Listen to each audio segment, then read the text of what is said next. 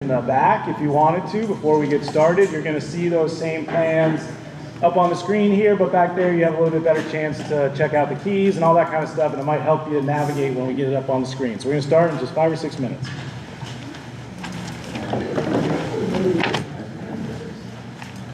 You know, I just can't let this desire to make this number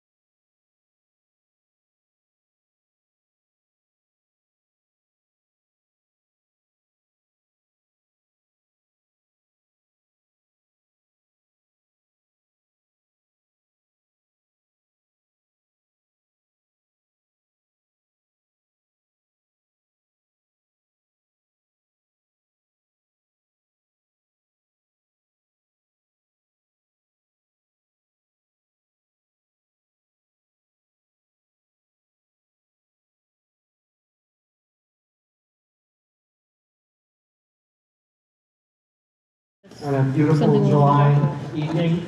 My name is Craig King. I'm Superintendent of Schools. We have a full meeting for you tonight. We have an agenda.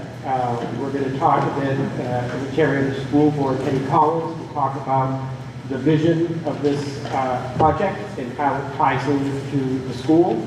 I think one of the things that the overarching idea is this isn't for next year or for the next 2 years.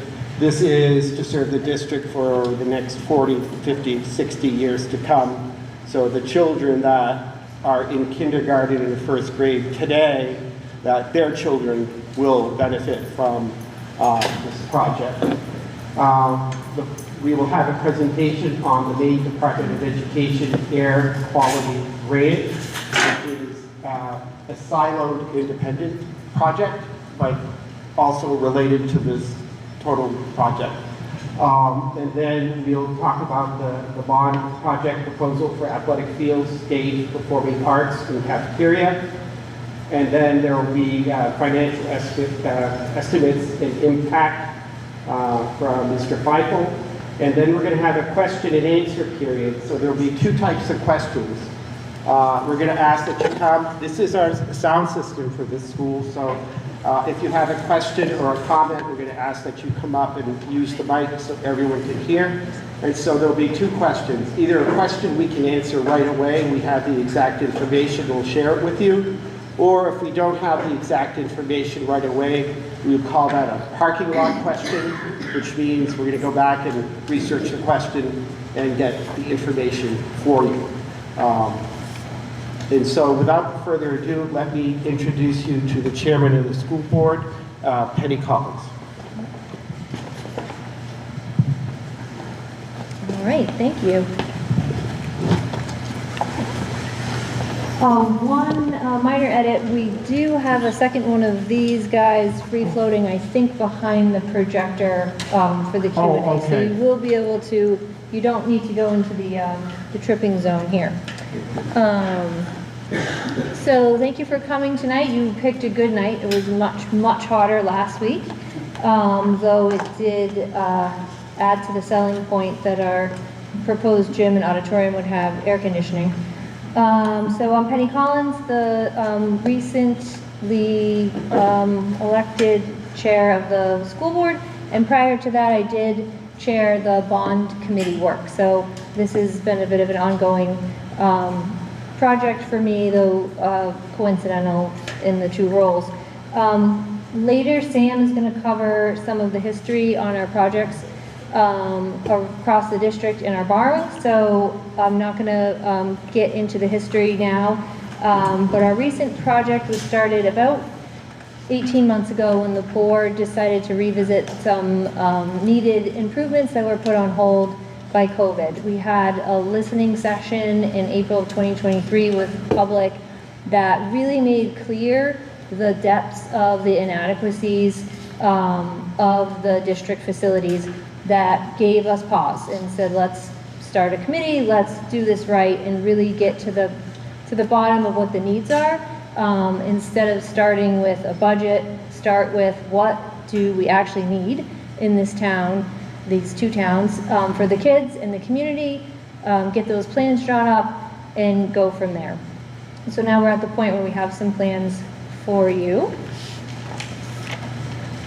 To frame tonight's material, I do want to call attention to our mission, vision, and a bit of our strategic plan, which is up here in front of you, that we are looking to prepare students for their next step, instilling aspirations through rigorous and relevant educational experiences, that we, the community, students and staff, are an educational partnership to provide a safe, fun, healthy, caring, and challenging environment where we all learn, succeed, grow, and aspire to higher standards.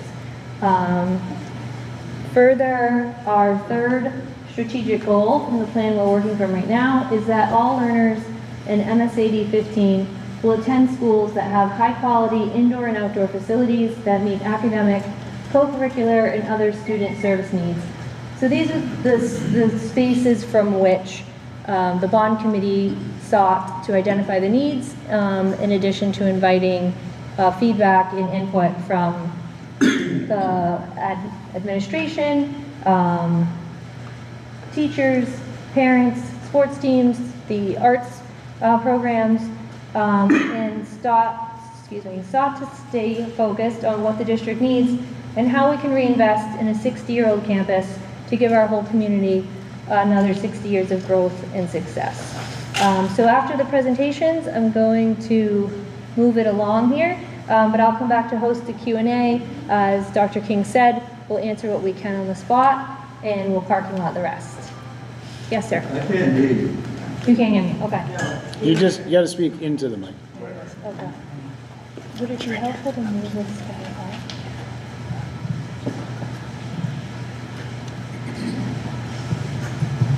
Is that better?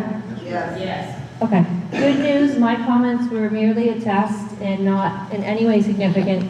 Now that we've got this figured out, we will invite the air quality folks to talk about our Department of Education air quality grant.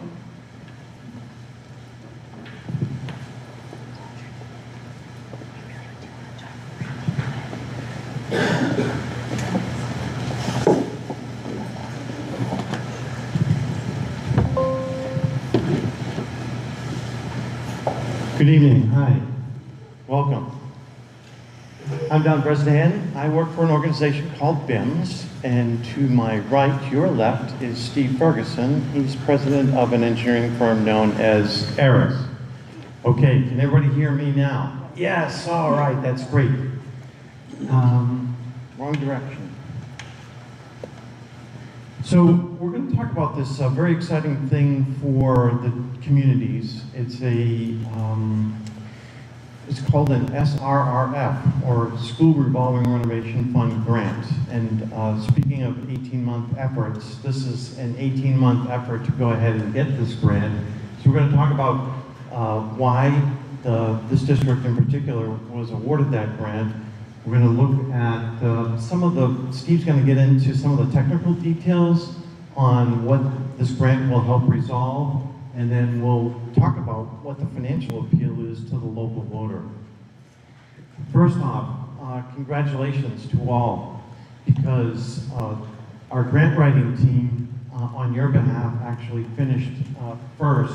If you look at all the districts here, the pool of funds was $28 million last year, 23-24. And this district finished first. $6.5 million of, it's called a funding grant, or almost 23% of the total available funds this district received. And it breaks down to the maximum amount per school that you can get is $2 million. So on 2 of the schools, we actually maxed out the middle school and the high school.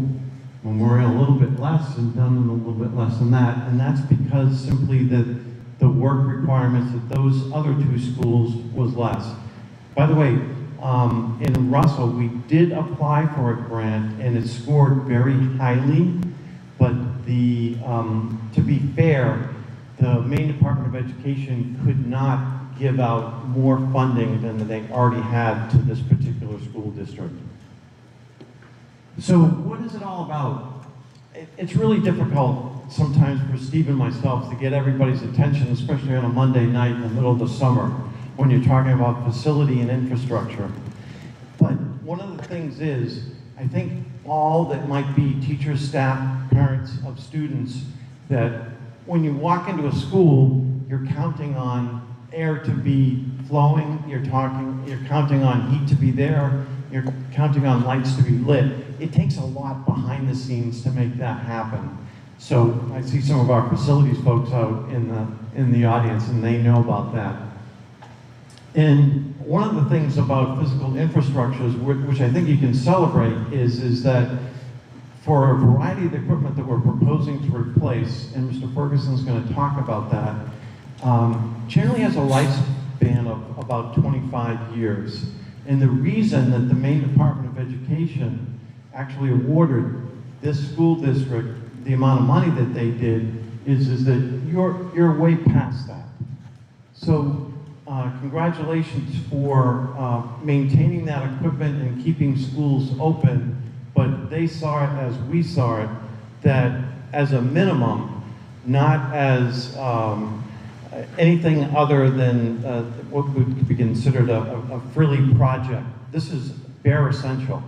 This is the kind of stuff to keep the doors open and keep kids and staff coming into the school. So one of the things that we're going to talk about, and again it's going to be Mr. Ferguson, is our process. So how did we come up with, and why did the Maine Department of Education agree with the findings of our multiple engineers and grant writing team? And one of the ways that we did that was, as Mr. Ferguson will talk about, is we actually placed instrumentation into the various schools. But we did a second thing. It wasn't a bunch of engineers that sat in a cubicle and did some calculations.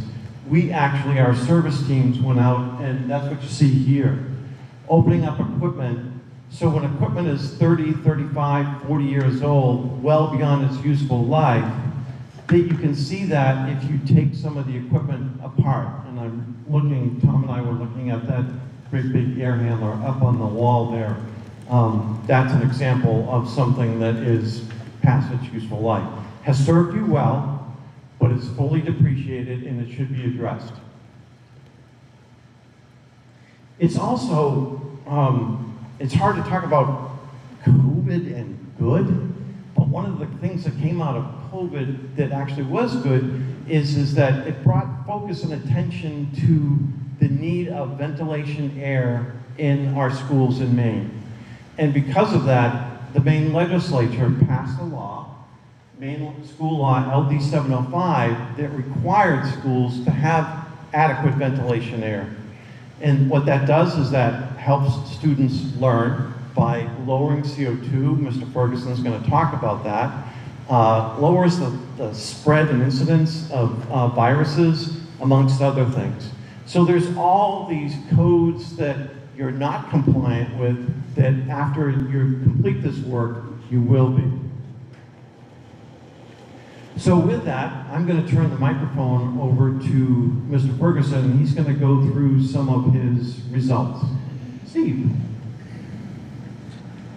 Thanks, Alan. Hi, everybody. Thanks for having us. What I wanted to do is just quickly go over the kind of our process for what we did over a year ago now in preparation for the grant applications.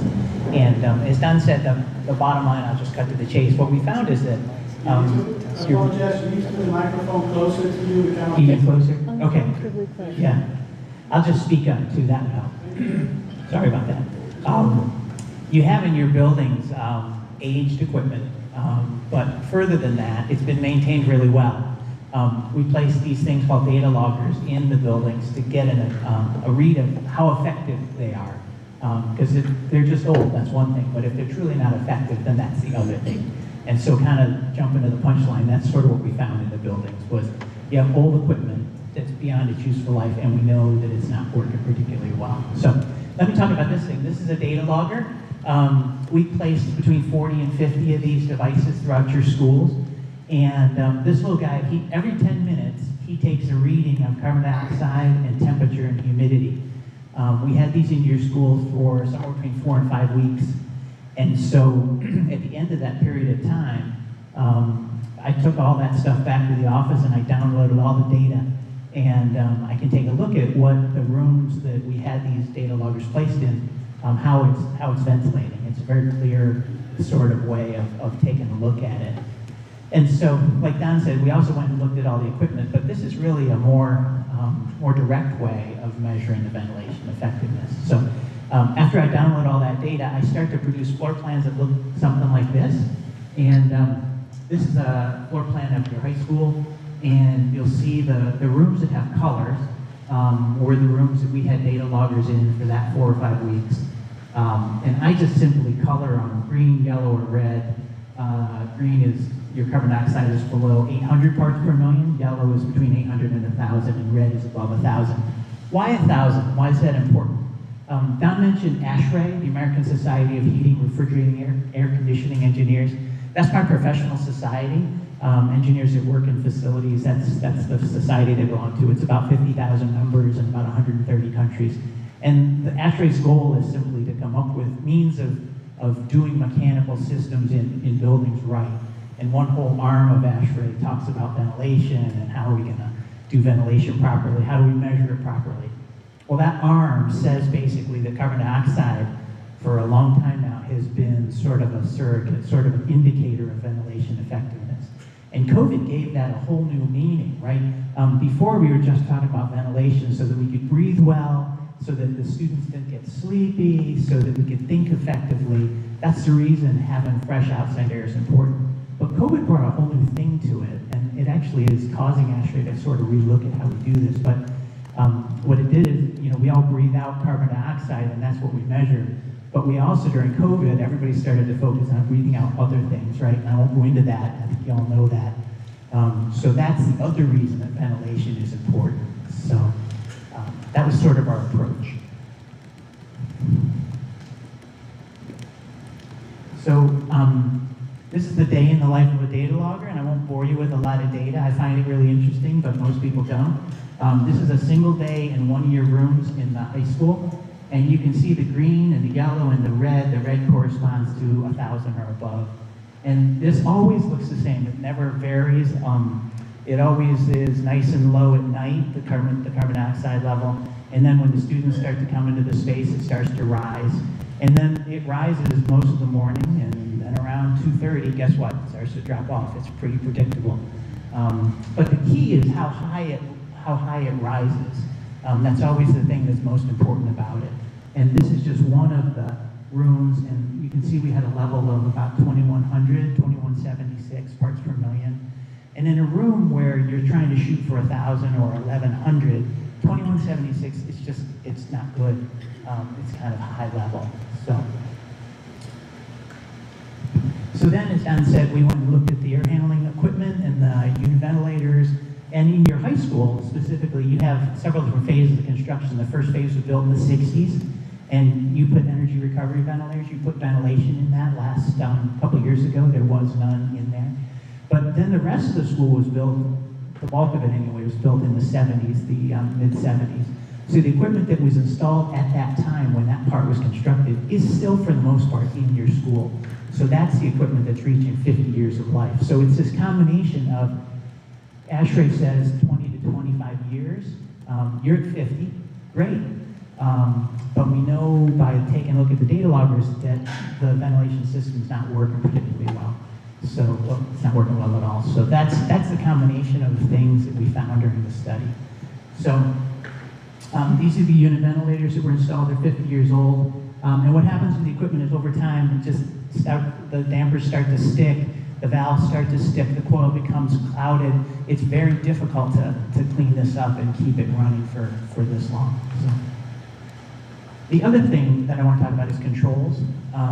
You have in the high school springs and levers controls. It's pneumatics. It's controls that was good 50 years ago, but really not appropriate for now.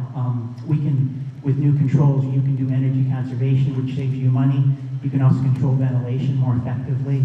The controls that we're proposing for this actually will measure carbon dioxide in each of the spaces and change the way the systems work based on that carbon dioxide level. So it's very responsive to the ventilation that's going on. So, okay, so I told you all that in the high school to basically speed up now. So I'm going to speed up. Middle school, we found similar results. The rooms that we put carbon dioxide sensors in were red. Your middle school was built in the late 80s, so this equipment is about 35 years old. Again, past its useful life, but the key is that the ventilation measurements we took are indicating that it's not effective ventilation. So this is another graph, day in the life of one of their loggers. Unit ventilators at 35 years old, and again, the controls are aged. There's also air handlers in the middle school that are of that same vintage, and they have the same issue going on with them. Yeah, these are just some of the control components that still pneumatics. So then we jumped over to this school, to Memorial, and at Memorial you've got two different phases of construction. You have the original school, and then you have a newer addition. And the equipment that's in the older phase of the school, that's 50 years old. It's a little more than that, actually. But the equipment that's in this area, the newer way, is actually in okay shape. It's about 17 years old, if I did my math right. And we took a look at that equipment, and that's actually not in bad shape. So what we're proposing is new equipment with new controls in the older section, including these two air handlers. And then this equipment remains, and we just put new controls on it. So the whole building will talk together and have the energy efficiency and the carbon dioxide control. So they're cool graph. These are the unit ventilators in the older wing. The library actually doesn't have a ventilation system currently, so we would install a ventilation system in the library. And these are these guys right back here. And again, the controls are aged. You can see pneumatic control components right there. These are some of the newer controls and the newer unit ventilators, but we would replace those and keep the equipment. And then we jump over to Dunn. And Dunn, we found similar situation. We found red carbon dioxide levels higher than 1,000. The gym was a little lower, but again, you can see the graph. In the library at Dunn, there is a ventilation system, but it doesn't work well. And as I look at it engineering-wise, I don't know how it ever would have worked, quite honestly. It has this little small outlet, and the fan is not enough to pull ventilation area, and it really isn't effective. So we would put a new ventilation system in that school, in that library. But again, similar situation at Dunn, we would install new controls. And here's why I pass it back to Don. Thanks a lot. So there's a lot to view tonight from other folks. So we wanted to give you a summation, and also I have up here, because we're not going to be able to stay for everything, is a frequently asked questions that we get on these projects. It just so happens that 2 other districts in the state received similar grants, and those grants passed by wide margins because of the fact that the state is giving you money to do projects that the taxpayer would otherwise have to bear the entire financial burden. And there was a wide recognition by those districts that they'd rather take somebody else's money to replace, again, these are essential projects. So I think the thing if you should know about this that probably differs from some of the other projects that you're going to look at is these have all, the grant's been approved, it's been reviewed by the Maine Bond Bank, these have already been bid, and the key is that it supplies essential heat and air for staff and students, and that's a biggie. And I'd like to remind you again that finishing number one is always a good thing. So this is $6.5 million of a funding grant that's available. So when the voters of these two communities look at that, that should be a separately worded question. And it's up to you to accept this money, but it's, again, it's for essential use for all those 4 school buildings to fix the problems that Steve had outlined. So the questions, again, just for the sake of time, are what you see in front of you, the frequently asked questions. If there are other questions, please feel free to forward them to Dr. King or other members of the board. And now we'll get on to the other part of the discussion. So thank you, folks. Have a great night. Have a great summer. Yes? Can I ask a question? What's the total cost? This was the grant, but what's the total cost of the whole rigmarole? We're gonna not get there to that. yet. We're gonna get to that. Are you talking about just the grant piece? Yeah. Okay, so the grant piece, the total is 8.9 million, and great question. And what's actually forgiven out of the chute is $3 million or 35% of that cost. The other piece, that remember this is a funding grant, is 3.4 million or 38.5%. And what that 0% means is that the state is actually going to give you funding at 0% interest for 10 years. And you don't have to start paying that back. The school has the option 1 year from the completion date. Wait, so it was 8.9 million, the total cost of the ventilation? For all the projects, for essential heat and ventilation. So what you end up doing is financing at bond rates, $2.5 million. Sir. One thing, when you say forgiven, and when you say that the state is going to give us, you seem to forget that the money is coming from the taxpayers. So that's not Don, free money. this is why Our we're money gonna do anyway. questions at the end, But right? also, Question, I'm sorry to interrupt you, but I've just been told by one of the board members that questions are at the end. Right. My apologies. Don works for BIMS, not for the school board. We'll answer those kind of questions at the end. Thank you. I'm going to leave this with you. Great, thanks, Don. Thank you, Don.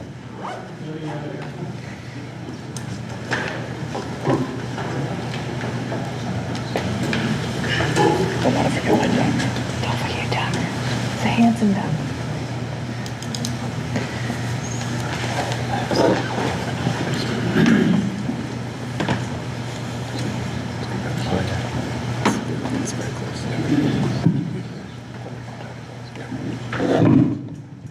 Good evening.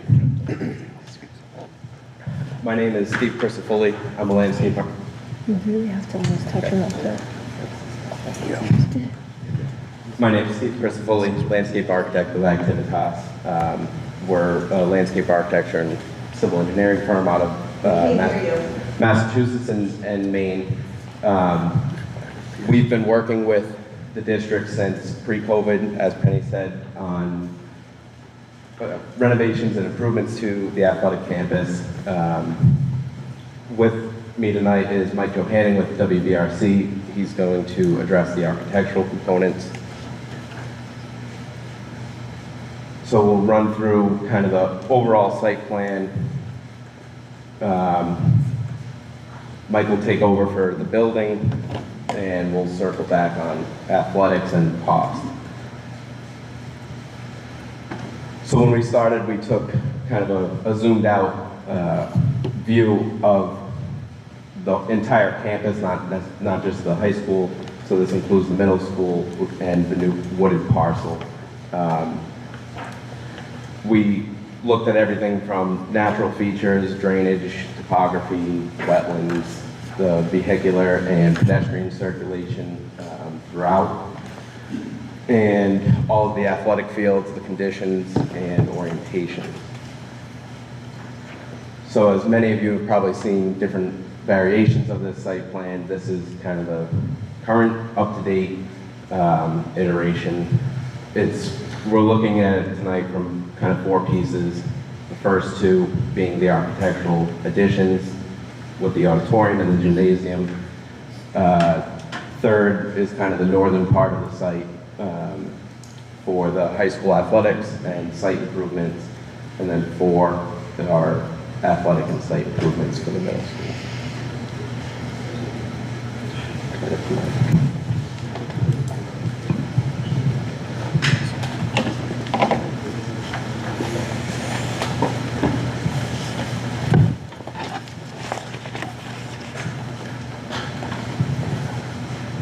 Hello. Again, my name is Mike Johanning. I'm with WBRC Architects and Engineers. We all have offices in Portland and Bangor. Thank you for having us here and listening to our presentation this evening. Obviously, again, there'll be questions at the end, but we want to make sure we get this information out to you so you can have a chance to hear it firsthand and hear what the proposal is for the project.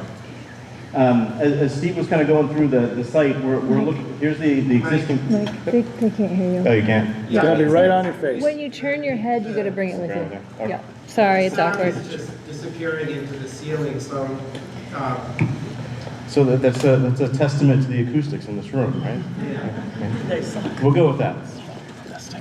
I can coach you on how to be loud. Okay, so looking at the existing building, which is shown here in white, the idea was to look at these additions in a way that they're gonna have the least impact on what's happening during the school day, right? So we didn't want to do something that was gonna come in here and fully disrupt what was happening with the school. So that was part of what drove some of the addition locations. So we're looking at the gymnasium addition on this side of the building. So just to orient folks right now, so here's the main drive coming in, here's the main entrance to the school. Current gymnasium sits right here. And then the other side of the building, looking for the auditorium addition, where we already have the cafeteria here and music spaces, and looking at the auditorium addition over on this side. So just to orient folks on where we're at on the overall campus side of things. This also ties into the phasing a little bit, right? So this is going to be a longer project, and we're going to break things up rather than trying to tackle things all at once. Getting a contractor of this size would add some of the costs. We're kind of breaking things up in different phases, right? So we'd be looking, one of the first things we need to do is, since the gymnasium is sitting on some of the parking, we need to create some additional parking so the gymnasium can go in. So this would be one of the first phases we'd be looking at. And then also within the auditorium coming in after that. So the contractor can focus on one side of the project and then move to the other. Another thing we're looking at, and to kind of tie in with other projects to take best advantage of the funds here, is additions of this size will also trigger the requirements for a sprinkler system for the high school. The high school currently doesn't have a sprinkler system. Additions of this size will require from the state to put in a sprinkler system. It's a life safety feature that's necessary of any building of that size. So with the sprinkler system in, so we'd be adding a sprinkler pump room here, so we have better access to the water lines coming into the site. Benefits of that with the project I just talked about last and looking in this phasing idea of things is we'd have the sprinkler work done in advance, right? So get the existing sprinkler work done while they're opening up the ceilings for some of the mechanical work that was talked about last. Take advantage of the ceilings already being opened. Get the sprinkler system in for the existing portions of the building. And then when the additions are ready, tie the sprinkler systems in for the additions. So looking at how we can best phase the project to move it along. So again, here's kind of looking at the overall piece. This is one of the boards in back, so you may have noticed it. So again, main entrance here, gymnasium addition. I'm going to zoom into each one of these sections as well. And then auditorium. The tan areas are what we're showing for additions. These kind of lighter green or teal areas are what we're looking for renovation areas, and I'll drill into those with each section. So when we were first brought on for this project, there were some thoughts about what some of the theses were, what we were trying to go after for this, right? And really the feedback we got from the school department was they wanted something that was going to be very durable finishes, but not extravagant, right? So one of the precedent pieces we brought in just to show folks is how you can do something very nice at a small scale for an auditorium. This is the Brewer Community School up in Brewer, small scale auditorium. This is no frill finishes. What you're seeing here is just gypsum wallboard painted. You can do something very nice, durable finishes, that's going to be able to last you well into the future. So we use this as kind of a base project to start from. So looking at the auditorium, initially we were talking with the school folks quite a bit about how to right size this space. We just didn't want to come in with a space that was kind of over the top. We wanted to make sure we were building something and designing something that was, again, right scale. So looking at the total seating count and what we wanted to look at. So currently the seating count is at 450 seats. So I'm going to walk you in for how you could approach this from the school. So here's the existing corridor down there. The cafeteria for the high school sits right here. So at the end of the corridor down at this section, where you would be coming right now into the current band room spaces right here, we're going to open this up, extend the corridor through. So we'll be renovating the current stage area and the current band and music spaces, and then put the addition will come in at the end of that wall. So new corridor come through, down here, new lobby, separate entrance for after hours. So if an event's happening in the auditorium after hours, you can be coming in here separately. You can lock it off from the school. So you can have an event happening specifically in the auditorium without folks meandering and wandering through the school. So come into the lobby space. Again, access to the auditorium, concessions, ticket counter. Here's the stage. Similar arrangement for the existing stage, a little bit of the thrust here. Stage size is very similar to the existing stage, except we're adding in a number of features that you don't currently have. One of those main features being storage, plenty of storage off the back of the stage, something that doesn't currently exist, and then access from your stage to your band and music programs directly. So you have these direct corridor access back directly to your band room. It's a new band room for about 60 students. Another direct corridor access leads you back to some backstage circulation for spaces that can serve as green rooms, ensemble rooms. You'd have a dedicated chorus room and a scene shop as well. Additions of this size will require some additional plumbing, so we're bringing in some additional toilet fixtures in through here. And then also with some renovations we're doing in some other parts of the building, we've got some office space we're carving in here that will be accounting for some office spaces we're losing in other parts of the building. So that's kind of the big picture here with what we're looking to do on the auditorium side of things. Again, don't forget the outdoor bathrooms. Yep. So some other features just kind of tied through. Remember again that storage and those connections to the stage being big features you don't have now. Another one that's just mentioned is right now as part of the site work too, we're going to be adding some toilet fixtures outside, but also giving an opportunity here where we're doing this renovation. Many of you may know this already, but this portion of the building where the band rooms currently sit were the locker rooms for the original high school gym. So there is ability to tie into some plumbing that's buried in here. So we're going to bring in some of those plumbing fixtures back to provide bathrooms that will be exterior accessible while events are happening on the play fields and back. So you don't have to worry about any portable toilets or anything back there. You'll have some direct bathrooms to use connected to the school building.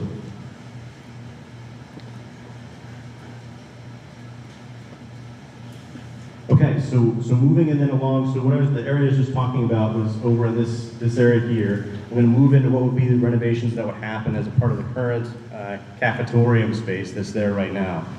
So the current cafeteria that's also serving as the auditorium space has what we look into, here's the stage opening currently, we're actually closing that stage opening off, and then using this space purely for cafeteria.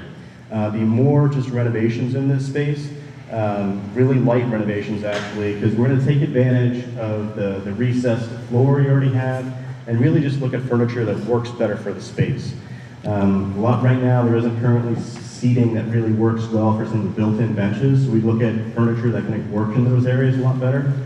Give a number of different seating options for the overall space so that we can get more students in here during the lunch period.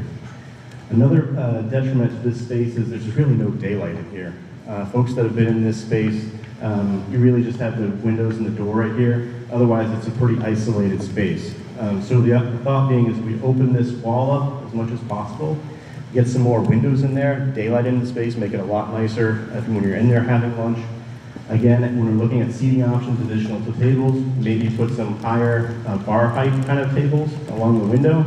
Again, give students different options, places to sit, places to congregate with their friends when they're having lunch.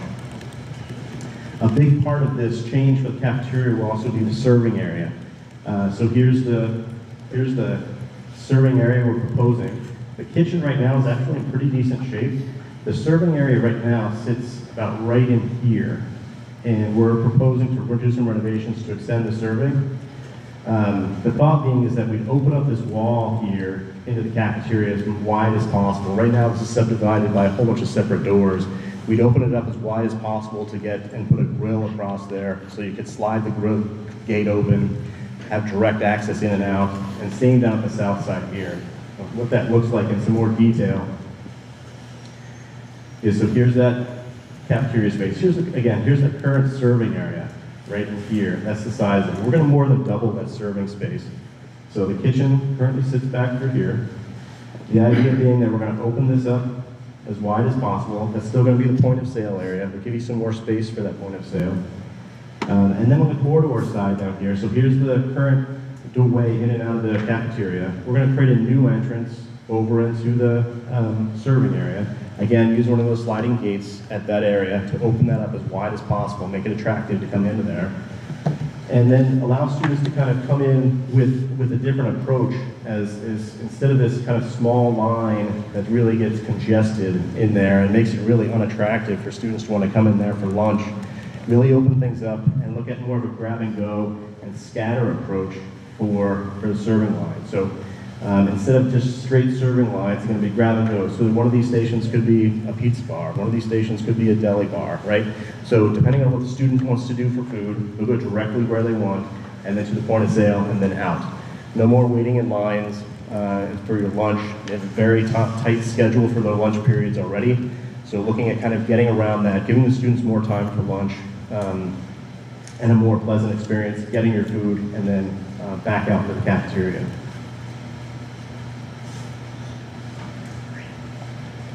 So, what does this look like? And we put these images together very quickly just to give an idea more of massing and the scale of things. So here's the current view of the existing conditions looking out. So here's the end of the classroom wing over there right now. There's some outbuildings there. There's the end currently of the band room down over there. So here's that same view looking at what this massing could look like. So folks are kind of walking down this area, looking at the new entry lobby for the auditorium, and then looking at something that's a little bit more dynamic, not just a box, something that says kind of an art space is in here. Again, looking at durable materials, but something that's not over the top.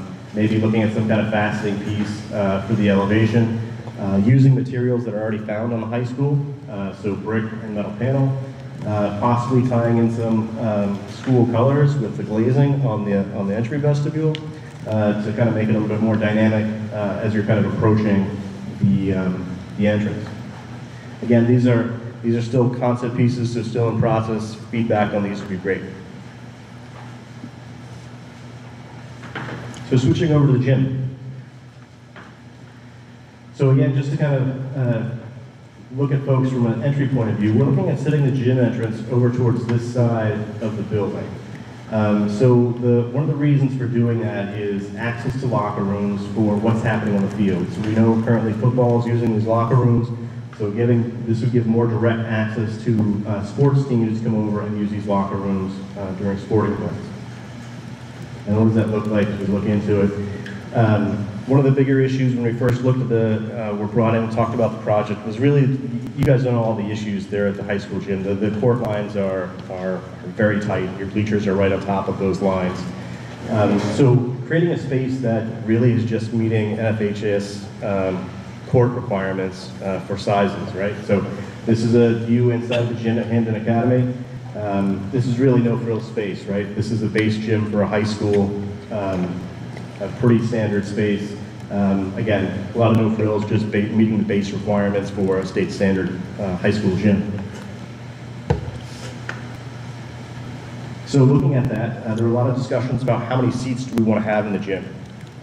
Initially, we had it a little bit bigger. We came back to 700 seats in the gym, 350 seats on each side.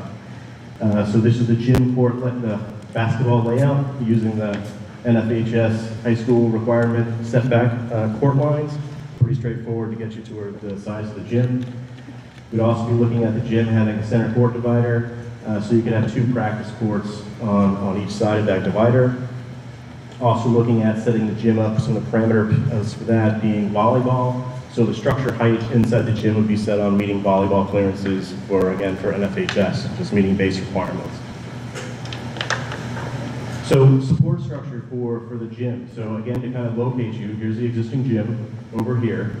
We're going to look at some existing space here to renovate some existing classroom space for one of the new locker rooms. Create a very similar locker room adjacent to it, so you have 2 locker rooms that can be used for home team, away team, however you want to set those locker rooms up. The other nice feature about proximity to the existing gym is you'll have the existing locker rooms over here remaining as well. We're looking at some finish upgrades in those, so you still have those locker rooms available for events that could be happening at both gyms at the same time. So looking at locker rooms, plenty of football-sized lockers at the perimeter, showers and toilets serving both of those locker rooms. And again, those are accessible directly off the entrance into the gymnasium. Again, same way we were looking at performing arts, we're going to set this up so that an event's happening in here after hours. It has a new set of doors going in, so it can be separated from the school activities, right? So things that are happening here can be completely separated from school, so you don't have folks meandering through the school building. Here's the existing bathroom bank that supports the gym now. Again, adding a space of the size, we'll need to add some additional plumbing fixtures. The existing entrance to the gym sits about right here. So we'll be renovating in this pocket. Here is the edge of the kind of the tech building. Be kind of infilling out to that edge to meet that bathroom need, and also adding some concessions to support the new space. As far as what's happening in the lobby of the existing gym, we'd be looking at for some additional storage and then display. We have a lot of wonderful sports awards in here. A nice opportunity to create a display case to showcase those awards.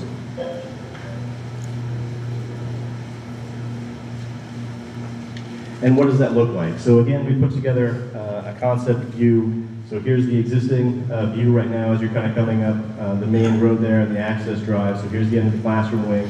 You can see the end of the tech building off to the side down through here. To give you an idea for scale, what does something look like of this scale? So again, here's the edge of that classroom building, and here's the scale of the gymnasium beyond.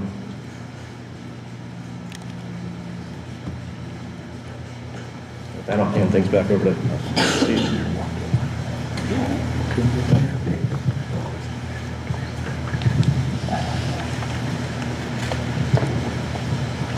All right, so looking at just a quick overview of the larger site plan. Minor and I guess modest renovations to the middle school athletics. Regrading, amending the natural grass fields, and backstop improvements to tie those renovations in with the school campus. Baseball, the middle school baseball stays as is. Zooming into the high school, which is the bulk of the proposed work, kind kind of your main field and centerpiece is the new synthetic turf field. That's your main game field for full-size soccer, football, lacrosse, field hockey. Previously, the current field is a little bit further up on the plan, and the home side bleachers are kind of in between the track and the field. We've shifted it down closer towards the school to improve access, and we're proposing moving the home bleachers to the opposite side for better sun glare for home spectators, and proposing some new, smaller bleachers for the visitors to sit in the sun.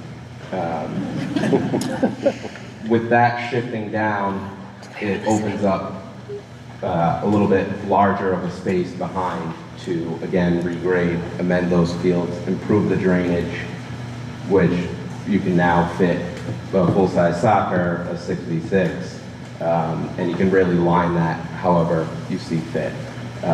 All your throwing events kind of get moved around, but relatively in the same area. The track currently is grass in between the entire oval. As part of the gymnasium expansion and the parking and associated circulation improvements, we had to revisit some of the throwing event areas. So we're proposing paving the D areas inside the track to relocate those throwing and jump events, and regrading and amending the natural grass field, improving the drainage. Right now there's massive drainage structures along the sidelines. We would regrade it and put a new channel drain, which will now allow the field size to be wider and safer. Keeping that spine, the kind of general spine that's there now, some minor improvements to the concessions building and restroom building. Moving, so in this option, we're now proposing a new concessions and restroom building that's kind of centrally located. The final location is yet to be determined. But in addition to the bathrooms that Mike spoke about with exterior access, there'll be kind of 3 points for restrooms throughout the site.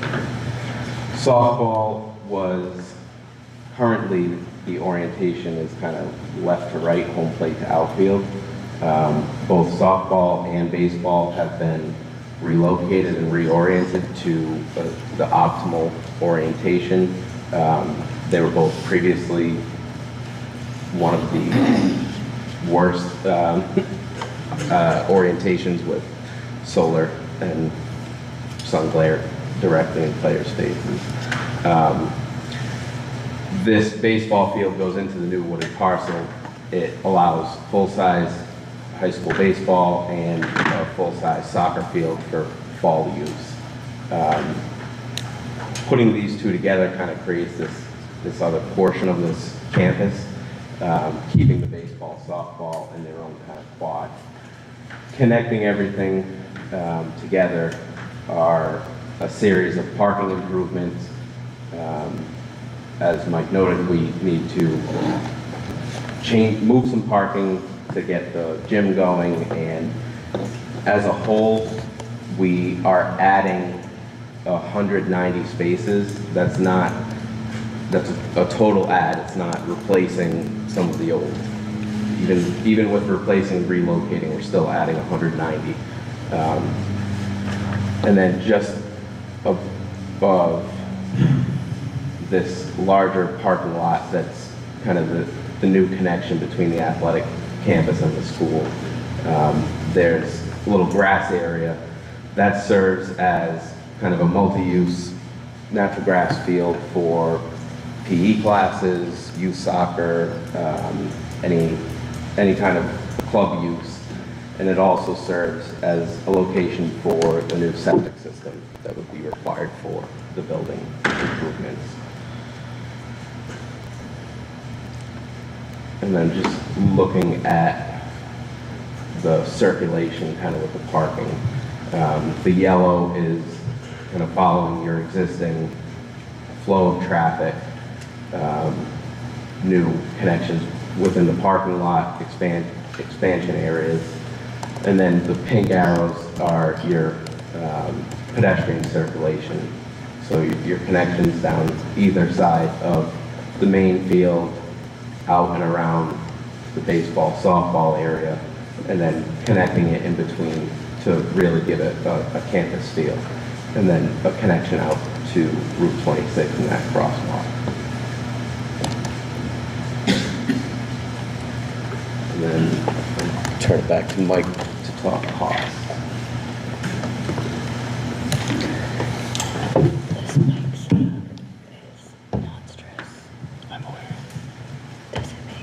So just some big picture cost pieces to kind of go through quickly. So, and then we'll have some more detail, but looking at what we put together for estimates for the project. So we've used a third-party cost estimator to help us pull these numbers together. And so let me go back. We've broken the budget down into the three sections. So the first section is construction. And from the sections we're looking at, that includes the gym addition, the auditorium addition, and the renovations, the sprinkler work, boiler improvements and upgrades to support the additions, and then the site development and athletic fields. We're looking at a number about $43.8 million. Keeping in mind that this is the approach we looked at for the best economy to get this work all done. If you start to break these up in smaller sections, into smaller pieces, it doesn't necessarily, the dollars don't necessarily divide back up evenly when you do that. So this is looking at a good economy to get this work done as one package. Administrative costs coming into that at about $8 million. This includes contingencies we have in the project. We're carrying contingencies right now that amount, total about $6 million. And those contingencies are for bidding phase, for construction administration, and then for finishing up of the design work that needs to happen to get the construction documents completed. It's just a good metric at this point. Actually, when you do state-funded work, they actually require you to carry these contingencies. These contingencies may not be required when it gets all through it. It's just numbers we want to make sure we have there in case things don't go well with the bidding climate. You find we're in renovation, so you find something during construction. So we want to make sure there's contingencies in place in case things do happen. You have the funds there to help account for them. And then fees and services coming in at about $5.8 million at the end down here in Part C. That includes the design fees, what still has to be done for survey and geotech work out there on the site. Also involves all the construction testing that will need to happen. There's a lot of concrete and masonry work that needs to happen. We're making sure we have an owner's rep on site to making sure we have somebody overseeing what contractors doing. And then also that impacts the permitting. Big thing that has to happen with the project and is going to drive some of the schedule piece is we've got to go through Maine DEP for a site permit for this project just because of the scale of it. That takes time and also some money that's accounted for in that section of the budget. For an overall project total budget, we're looking at, for the scope listed above, of $57.7 million. And with that, I'm going to... He loves dropping the big number and then handing it off to me. If you don't know me, my name is Sam Feifel. I've been on the board for 9 years. I just signed up for a fourth term. I spent the last 4 years as the chair of the board. And other than Gary, I have the most tenure on the board and have sort of been involved the most. So we picked me to talk about how we would actually potentially pay for this. So what I want to do before we do that is just go through a brief history of how we have built and paid for things in the past. In 1962 is when we had that first construction of the high school. That is when Gray and New Gloucester formed MSAD 15 in the first place. And when they do that, we essentially had the same athletic field as we have now. But at the time, we had boys soccer, field hockey, track, and baseball. That's all we had for outdoor sports. Since then, we've added girls soccer, boys and girls lacrosse, softball, football, ultimate frisbee, and yes, our kids play bocce out on our fields. It's really awesome. I would encourage you to come and see Unified Bocce. It's just like Unified Basketball, where our kids take some of our kids who have some disabilities and get them out on the field and get them enjoying the fact that they're GNG athletes. In 1989 is when we built the middle school. That's when we added those fields that are in the lower bowl that he talked about improving at the middle school. And that's when we integrated it with the Libby Hill Trail System, which is something that's still very important to us. And we actually recently entered into a two-party agreement with the town of Gray in terms of maintaining that and making sure that we have that connection with Libby Hill and the campus basically for in perpetuity. In 1998 is when we had the Dunn renovation, when we took an old hospital-style facility and turned that into a school for about $3.1 million. At the time, it was grades 3 through 5. We ended up moving the 5th graders to the middle school in the early 2000s, and when we launched pre-K, we brought pre-K into the Dunn school. 2007 and 8, that's the high school project that created the current cafeteria. We actually lost gym space at that time. We had 2 playable gyms before that. Wasn't me on the school board back then, but whoever it was decided we could do without one of those. We turned it into the cafetorium and we created that aux gym space. Who people have been in the high school, it's a little kind of meeting space with a rubberized floor. That was a total spend of $6.1 million. In 2013, this was kind of part of the grand plan. We purchased 28.5 acres for $79,000 and applied for and won a PEP grant. So, we had a vision for using this as a campus, getting the kids outside, getting them on our Libby Hill trails. Unfortunately, the bond proposal that we put together to support that in 2014 failed. That was a $6.6 million proposal. It had an additional question for adding an artificial turf field for $740,000. It was an all-in-one thing plus the turf field, and that failed. So we said, okay, we're going to go through the process. This is right when I came on the board. We did a year-long study. Some people might know Dan Cobb. He is, I believe, the chair of the planning board over in Gray now. He and 10 other citizens met a whole bunch of times, came up with a fields plan that looks remarkably like that one. And they proposed 2 bonds instead of 1. They split the project in half. 3.1 for the high school. It was a new chemistry facility, that kind of thing. We put 4 classrooms on the middle school, which was bursting at the seams at the time. And then we had $3.85 million for fields, a new track, new snack shack, bathrooms. The indoor space passed and the outdoor space did not pass. So the fields and athletic facilities, snack shack have not really been addressed. We did come up with some capital improvement funds. We basically scrimped and saved out of the normal budget. We resurfaced the track before it failed because we weren't allowed to have competitions on it anymore.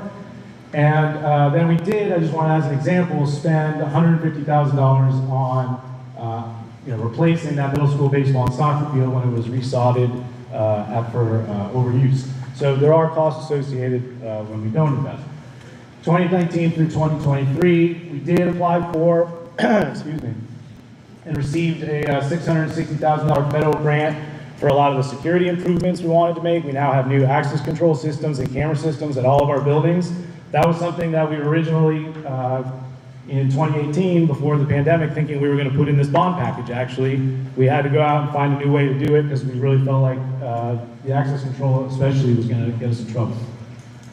So then we also have taken in money from the community. Plants International has been very generous. Thanks to them and Dick Barter and in-kind donations all over this community. We did build a $200,000 greenhouse, which would still be part of this plan and really fits in nicely with what we're trying to do. Gets our kids out of the building, gets them into that greenhouse. Hopefully people have had a chance to see what's working in there. It's great, the kids are doing all kinds of biology projects. But again, in 2022, we did have to invest in a new fields person, new water cannon, to get a handle on those fields because we're not using them less, right? So we are continually investing in just little small ways. And we did use a lot of the COVID money. The high school project would be a lot larger, but we did drop $1.4 million of federal COVID money into an HVAC upgrade for one of the high school wings. So we actually have done a considerable amount of HVAC upgrade, but there's only so much money in COVID. And so the history of our borrowing, all that adds up to what you see here. I put in some today's dollars just to give you a feel for what we have borrowed. I'm pretty sure we borrowed to build a middle school, but I just couldn't find that information. It's probably on paper in a file cabinet somewhere, but I have no idea what the middle school cost. If anybody has that information, that'd be great. But we have a pretty low debt service. It's only 1.6% of our budget right now. The average statewide debt service for all school districts is 5.4%. So, that's part of the logic that went into the school board. Some of what went into the logic of the school board wanting to do a bond, excuse me, is that we just really haven't been borrowing, right? Borrowing is a great way to spread out the cost of capital improvements. People have lots of different theories on bonding. One of the theories that I subscribe to personally is that, if we're going to create a facility that's going to last for 30 years, it doesn't make sense for just 1 year's worth of taxpayers to pay for that, right? So you might be gone 15 years from now, you won't have to pay for the rest of the 30-year investment we might make in this project, right? Is kind of part of the theory. So just also a quick thing on how schools borrow.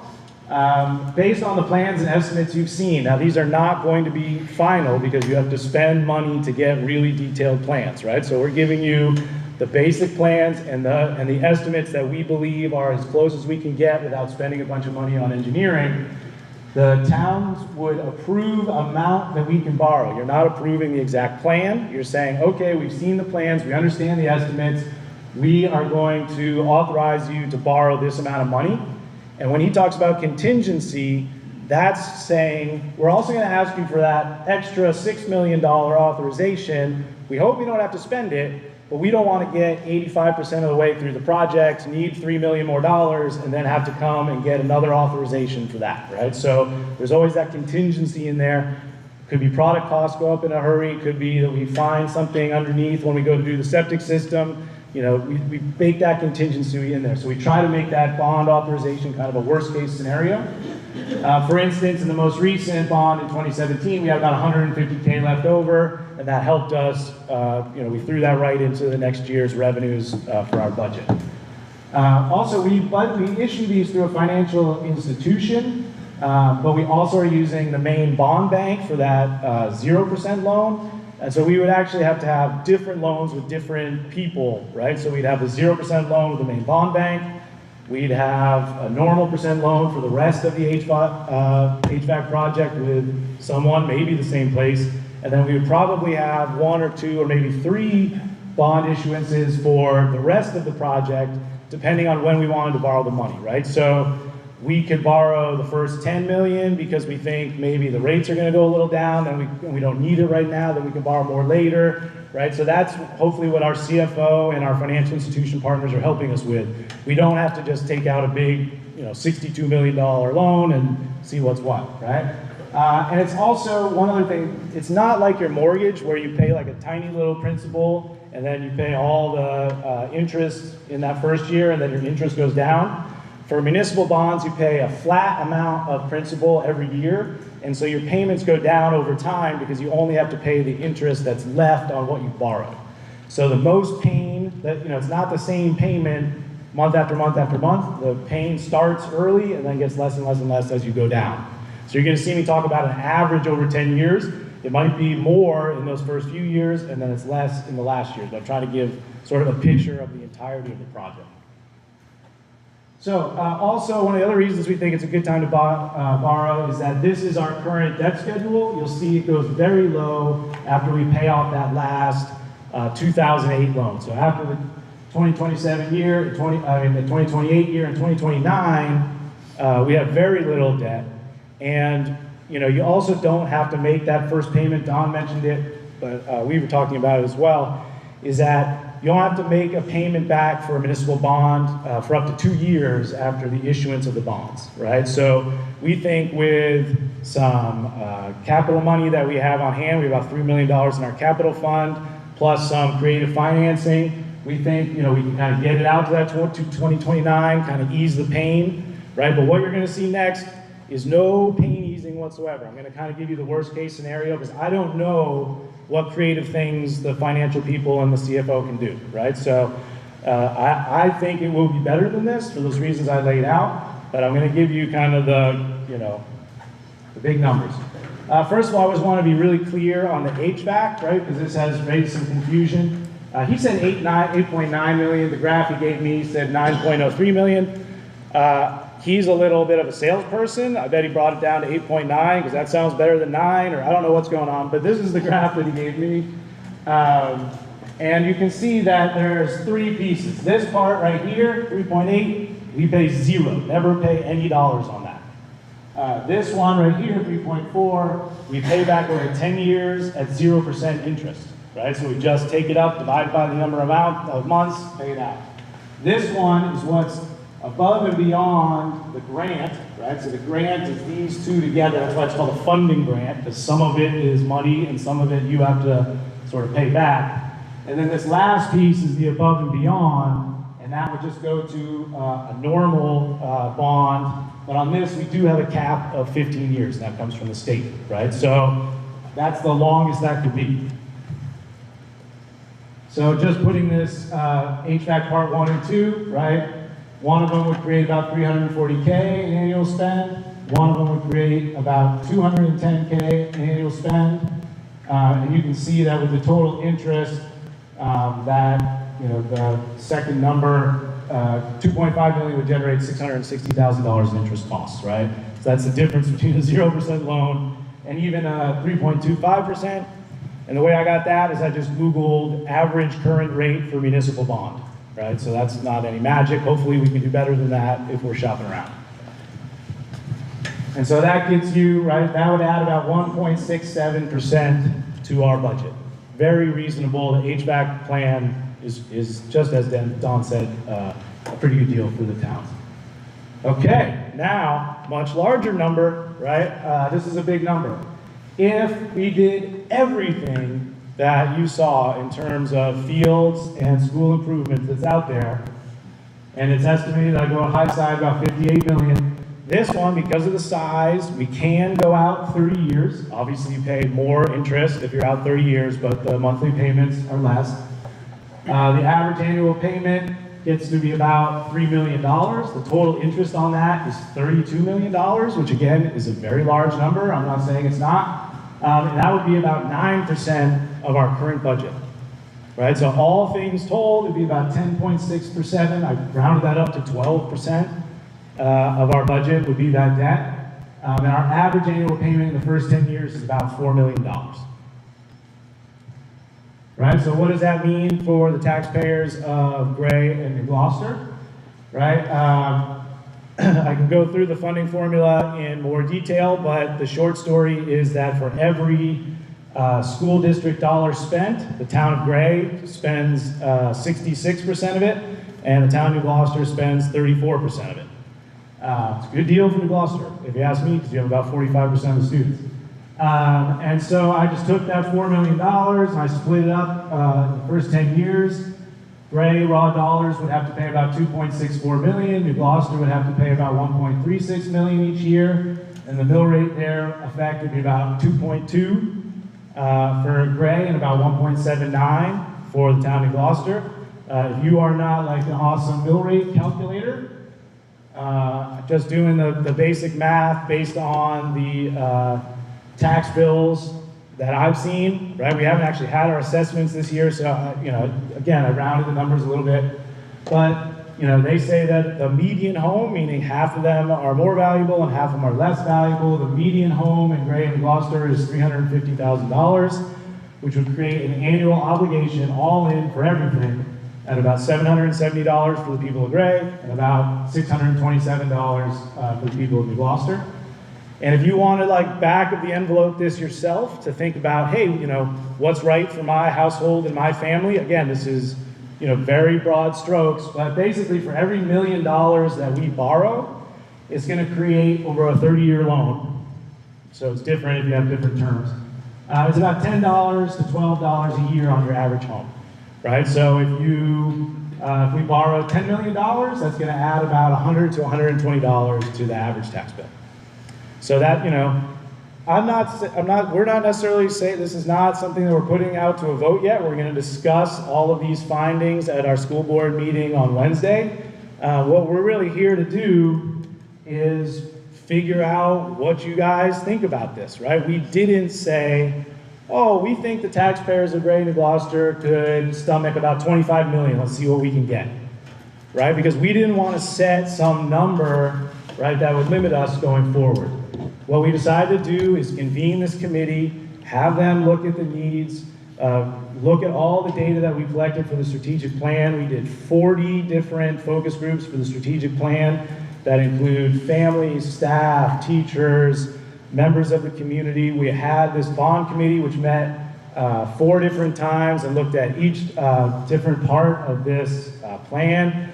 We had not just administrators and school board members, but also members of the community. Rod Pooler, guy who owns what used to be True Value and now is the Gray Hardware Store, which is great. We had Colette Tweeman, we had, we had a couple other, I can't remember all their names off the top of my head, but just random people that we invited to be on this. They don't have kids in the school district, but we felt like they offered us, you know, just the perspective of the normal taxpayer.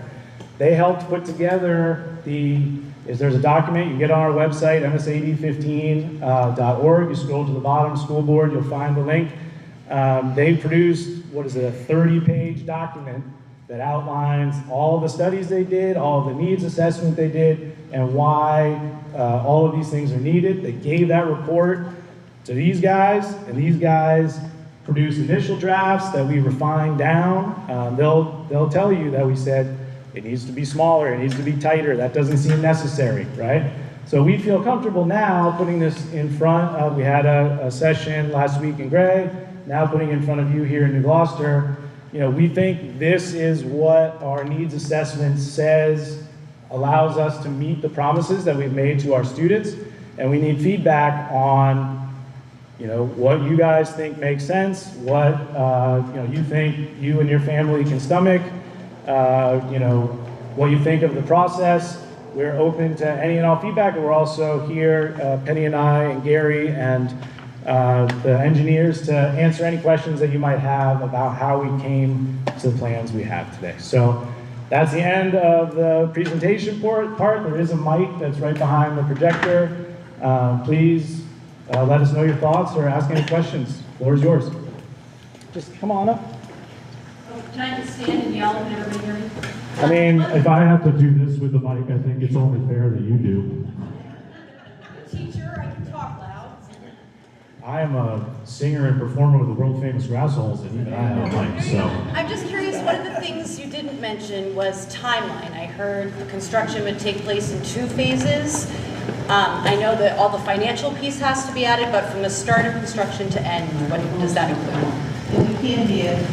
Right, so she had a question about the timeline. Once they start construction, because it was in 2 phases, they didn't talk about what the timeline was for that. Yep. So I'll leave it to you. And we're actually looking at phased construction that'd be multiple phases, so more than likely more than 2 phases. If the project goes to referendum, and the referendum is successful in November, if we're looking on that time frame, we're figuring we need the first thing we've got to do is get our documents prepared as quickly as possible so we can go to state DEP. Unfortunately, the state, to get a SLOTA permit from the State Department of Environmental Protection can take a very long time. Their office is currently very understaffed, and you have a minimum 6-month window to get that permit. For all the projects we've been doing recently, that has not been coming in sooner than that. They've been taking close to the full 6 months. That's going to be a huge driver in our schedule to get our construction documents completed. So based on that, we're thinking we're going to need close to a year to get our construction documents completed based on following the referendum. After the referendum is complete, when we're going through the documentation phase, we're going to be looking at the best way to go about the phasing that's going to make the most sense for the school department and working around the school activities that are happening. We may want certain activities or to be completed in advance of others, and we'll take that into account. But we're looking at when we put our budget together and working with cost estimator, we were basing on a schedule that could be in the range of 28 to 36 months. Obviously, it's in the contractor's best interest to complete the project faster, but we didn't want to put something in there that was going to make it difficult for the contractor where we'd see increased pricing. So we think once we get the project up to bid, to answer your question, we'll be in the range of 28 to 36 months. And For then, the total project for all of it to be completed. correct. Yep, go ahead. That mic's working now, Chris? That's it. Yep. Question, the amount you had there was bond, Any amount. that does not include the HVAC work? Correct, right? So there, right now, like if we asked all the questions, there would be 3 questions.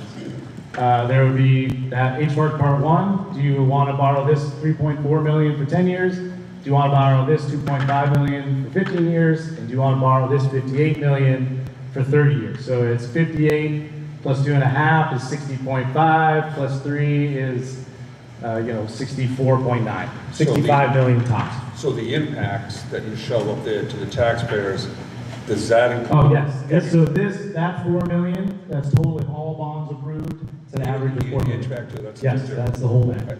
So these are going to be presented to the voters in 3 different type of projects, or how are you?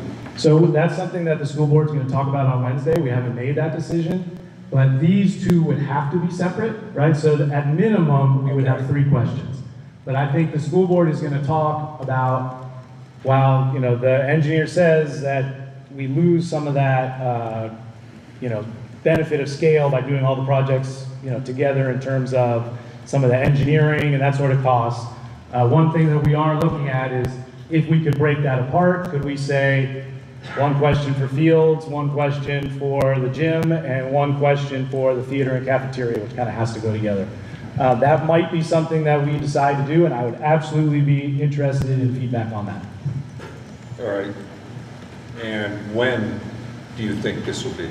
At the general election in November?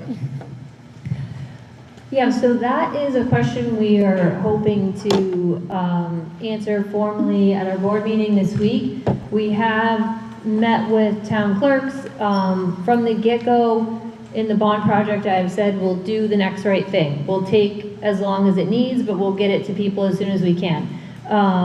And so that timeline, we talked about June, we talked about September, we've talked about November. So we'll decide on that this week, and we definitely welcome input if folks have an opinion on when you'd like to see this. Yep, come on up. The HVAC improvements that were mandated by the state of Maine at LD 705, what's the date for compliance with those? Do you know? So technically, it does not mandate a certain level of quality. It mandates that you create standards and then demonstrate that you're meeting them. And I don't know when the deadline is. Do you know that off the top of your head?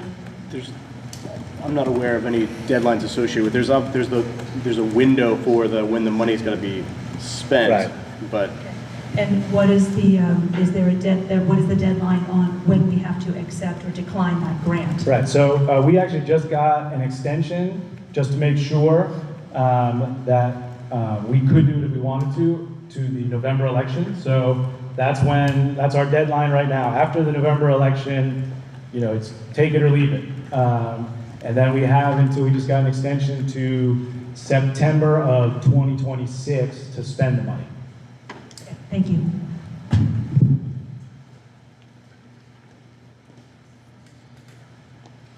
You said you wanted feedback on when this should be voted on, and it's my understanding that the selectmen from New Gloucester and the town council from Gray have already issued statements on this to you, and they want it voted on in November.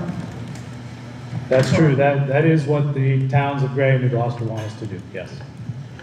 For economic reasons in both towns, and also to get the most people out to vote on this. Thank you.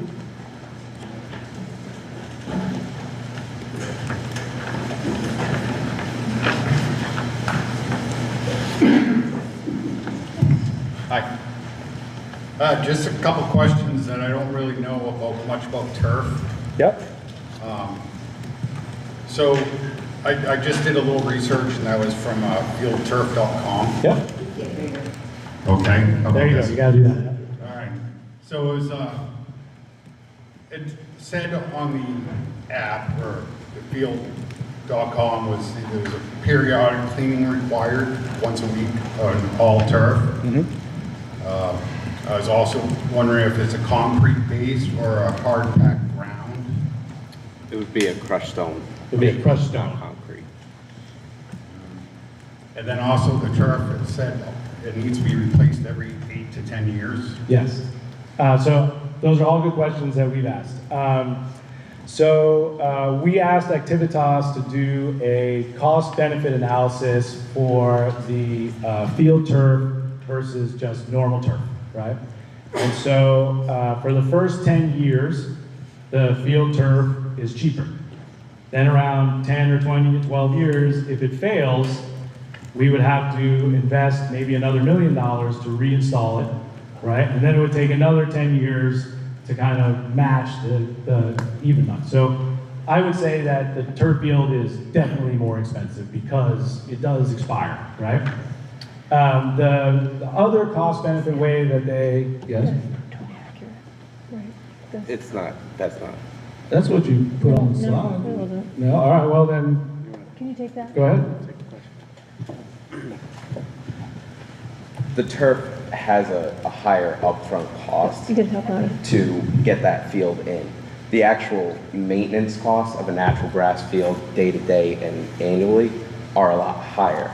Yes, when you factor in needing to put money aside for a replacement carpet, on paper, it's more money for that. When you factor out the use and what you're getting for what you're paying for, it's not. Okay, well, The per use was cheaper. Right, so, right, like if you want to get the project done, definitely you can show that it is cheaper by how many hours you're on it, which is what I was going to get to, right? The other way to look at the cost and value is that it's almost a 3x increase in how much kids' hours could play on that turf compared to the normal field with having the same maintenance costs, right? So definitely in pure dollar costs, it's more because of that replacement cost. But if you look at the per hour of use spend, it's about 50%. So I personally, not that you asked necessarily, right? I think there's also some field stuff around injuries potentially, which you probably saw online. But again, the amount of use that we would get has swayed me currently to support this project because it allows to get, all the spring sports out on that field in February instead of being in the parking lot in April. So that's my personal calculation. And last one is, will there be irrigation in the natural grass fields? yes. Yes, all of the fields would be supported by irrigation, yes. Excellent, thank you.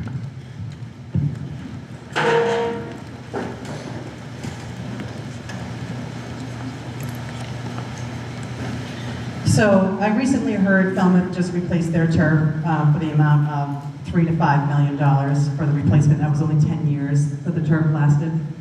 I think if you are going to try to sell it that it's cost effective, you need to do a cost analysis and show us how much we're spending on the equipment to maintain the fields, what we're spending on labor for the fields.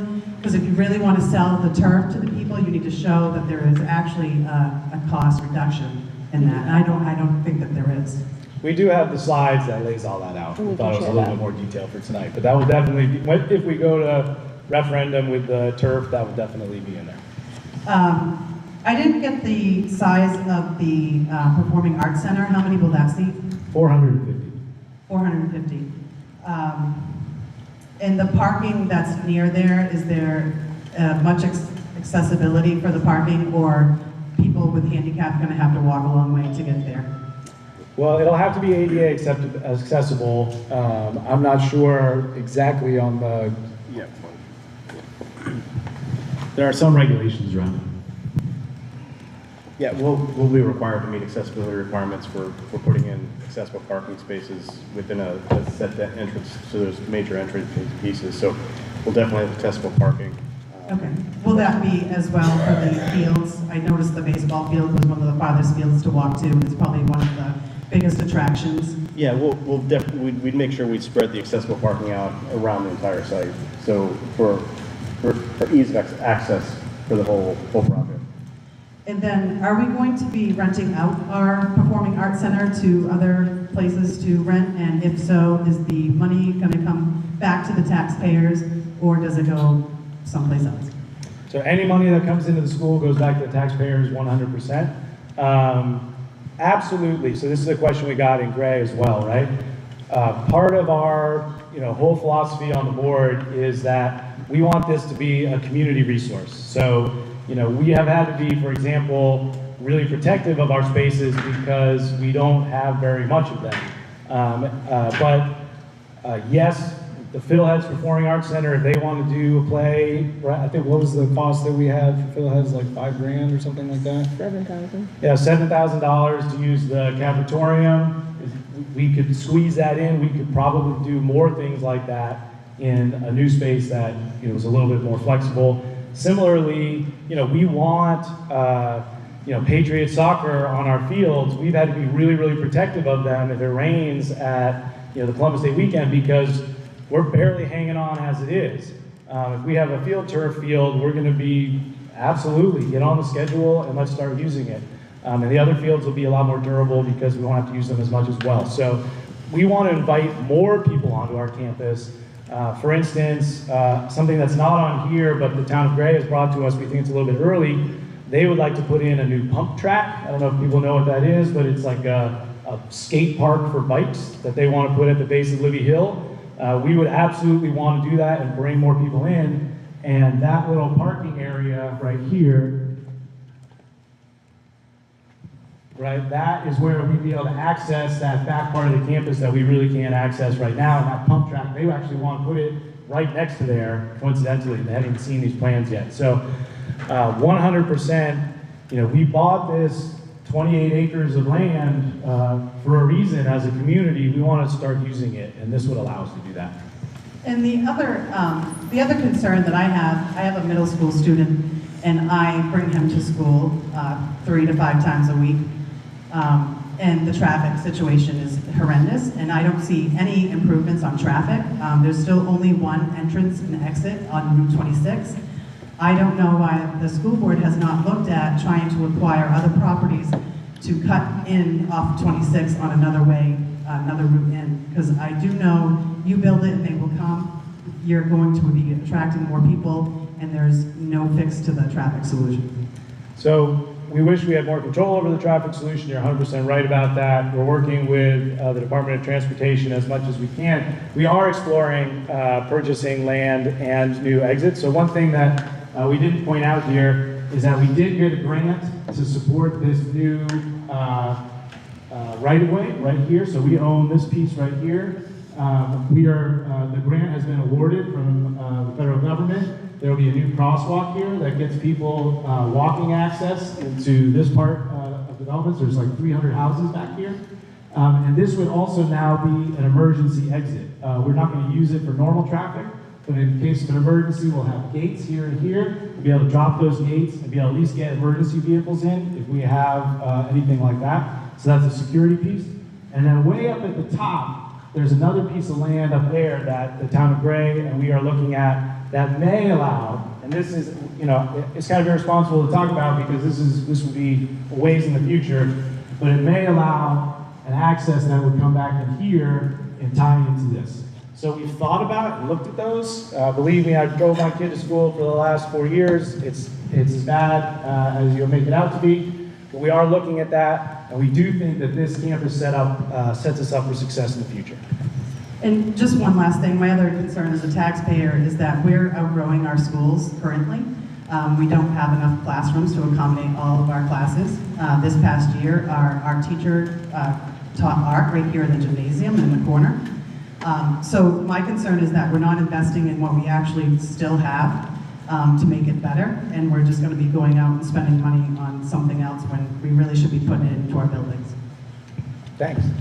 We think, we've done the demographic study, and we believe that the class that just rolled out of Memorial was an extra large class created by COVID. We saw far fewer pre-K and kindergarten kids in that COVID year, and they tacked on and created an extra large year the next year when we came back. And so we believe that we're now right-sized here. And the demographic studies we say have seen from the town of Gray, which commissioned one for their downtown project, is that we should stay pretty stable in terms of kids going forward. We were about 2,000 kids before COVID. Since then, people have gone where they've gone. COVID, almost every school lost some kids to homeschooling, that sort of thing.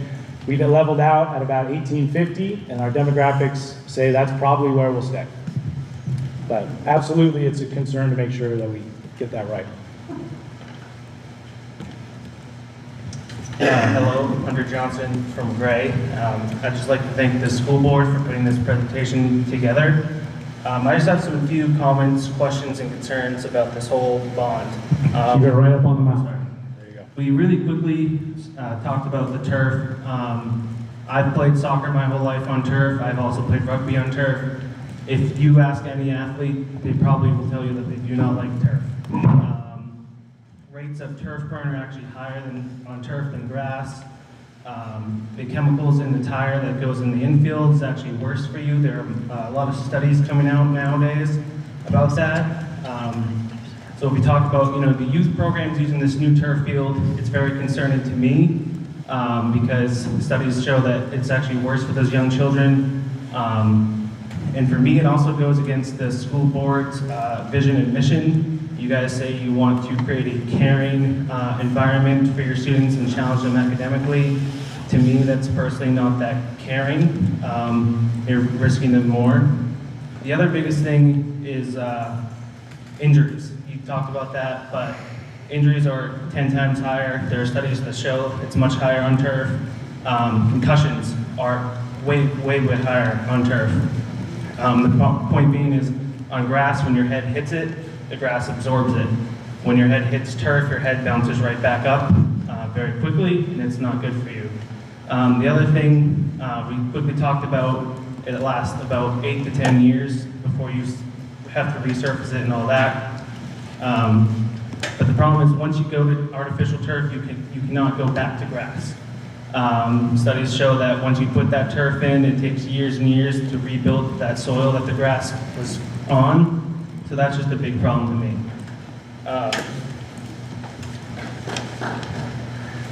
The other thing is studies have also shown that the chemicals that go in the infield can run off into our stormwater.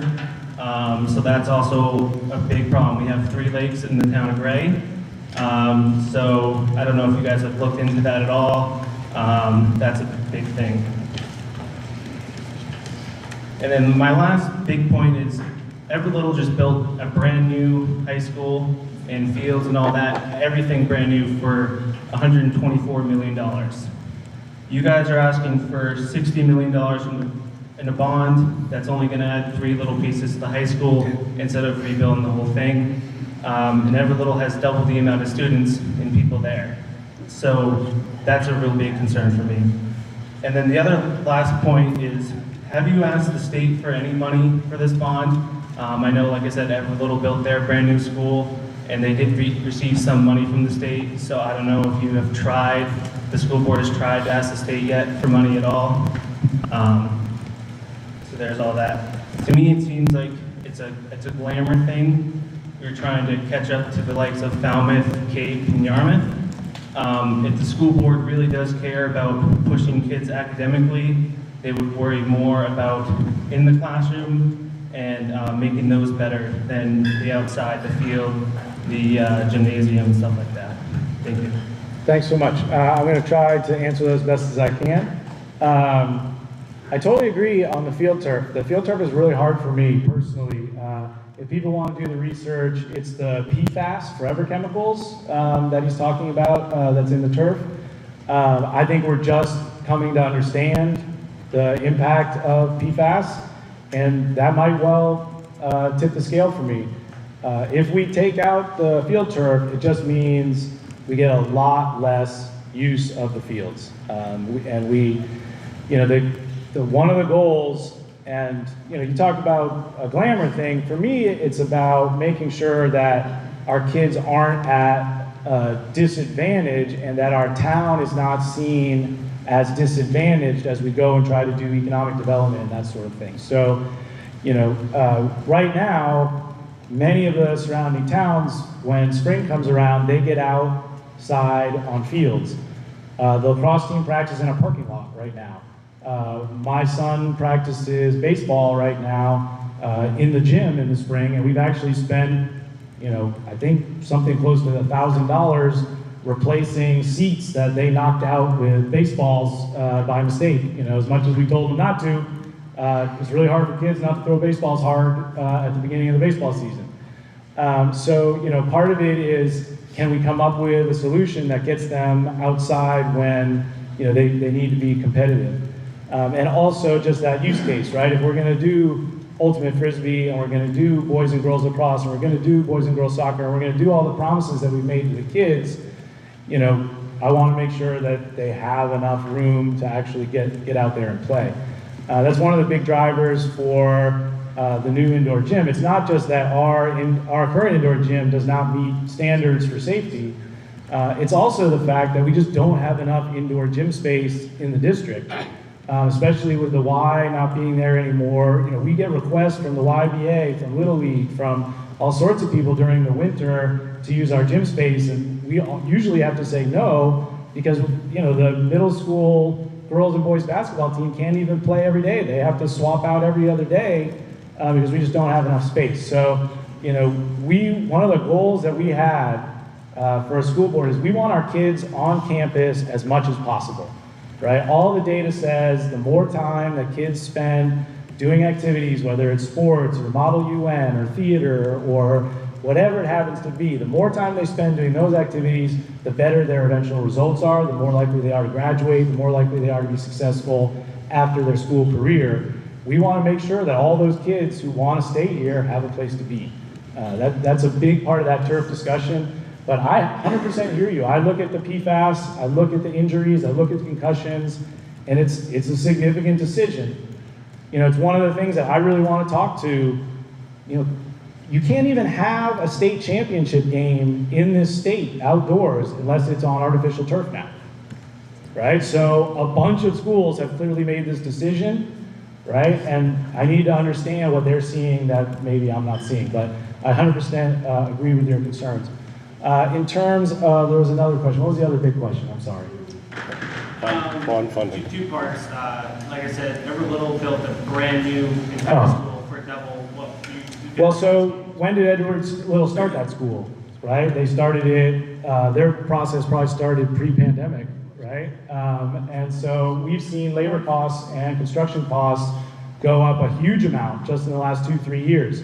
That Fields project right there, essentially the same project when that bond failed was $3.5 million. Now it's $14 million, right? None of this stuff gets cheaper. And that's one of the things that's leading to us coming now and trying to put this in front of people is because, we've been working on this essentially since 2018 now, and we're seeing what's happening, right? So that Fields plan, I thought it was a nice, tidy little Fields plan for $3 million. Now it's $14 million. And one of my concerns is that if we don't do these things now, they're never going to be affordable for this community, right? I feel like this is the cheapest it's ever going to be. So I don't know how Edward Little, is that price versus our price, but I can tell you that this is not a frills situation. Same thing that Brewer has, same thing that Hamden has. I don't think of those as like extravagant towns. State DOE funding. Did we? Oh, the funding, yes. So the funding is the HVAC system, right? That's the school's revolving renovation fund, right? There's also a school construction fund that you can apply to. Right now, the information that we got from the Department of Education is they're looking to fund schools like the South Portland Middle School that consolidates, right? So the feedback they've given to us is if we were trying to take 2 or 3 schools and turn them into one school and have it be LEED certified and much more energy efficient, that sort of thing, we might be a competitive bid on the list. But they told us that renovating your current high school, there's just so many schools, so many bids above us. They said it would be very unlikely that we'd be funded.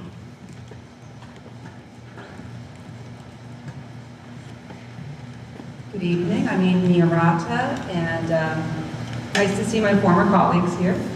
Actually, I can give you a little bit of an answer to that school funding. I was on the State Board of Education, and I was on the construction subcommittee, and in order to get the substantial school funding that Edward Little received, you'd have to have a school that's in very bad condition. And our schools are not decrepit, and I'm very proud of that they're not decrepit. So. Continuing with the Edward Little discussion though, I urge you to go over to their turf field on an 80-degree day and reach down and touch it. I mean, it's shiny, it doesn't look like it would be hot, but it is really hot. I did that, I went over there and checked it out, and it's really hot. And when we had this discussion about turf a few years ago when I was on this school board, we had I believe, a semi-professional soccer coach come to our meeting. His concern wasn't about the cost, it was about all the career-ending injuries he'd seen on turf.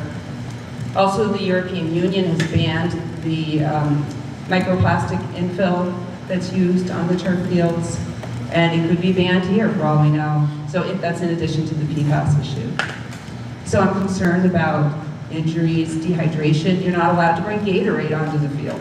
Right? You have to be, someone has to police that. Someone's going to have to keep people from putting food and drinks that are sticky on the field.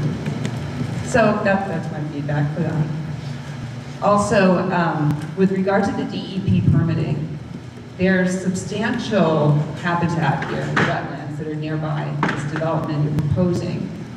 If the DEP were to deny a permit for part of this project, will the school board commit to not funding that part of the bond, or will the school board find another way to spend that money? Thank you. I mean, I don't think I can speak for the school board on that.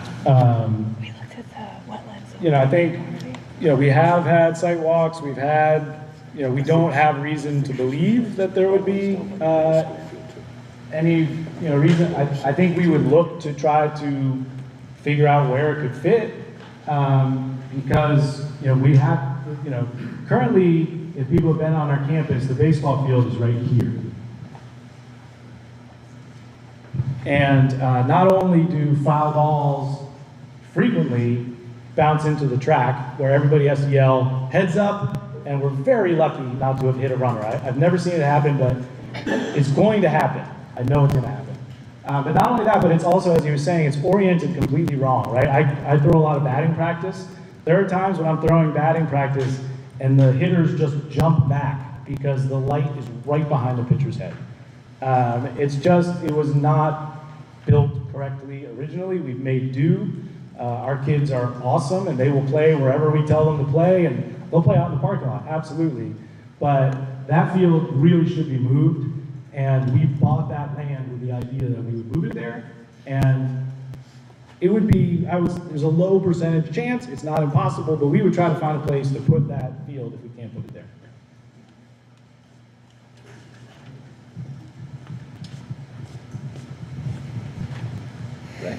Hi, I just wanted to say, we're only saying we want one turf field out of the 9 that you're showing there. So that's 1/9 of the playing space, or whatever you want to call it.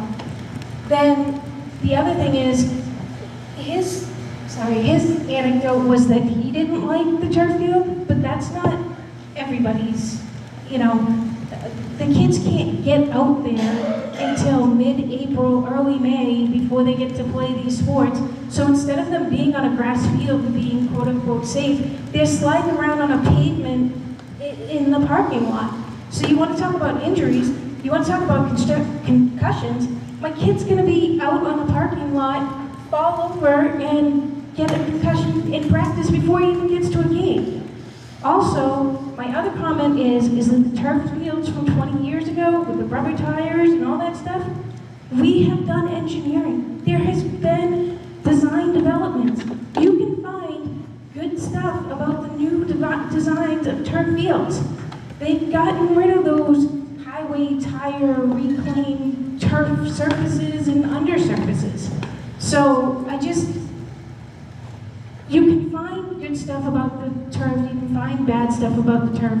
But again, it's one of the 9 fields, and it will get our spring players out there 2 to 3 months earlier and not playing on pavement.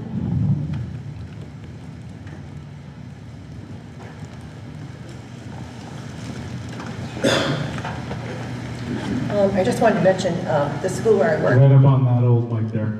The school that I work at, we've just put, is it off? No, it should be on. You just have to kind of point it at you. Okay. The school that I work at, we just passed,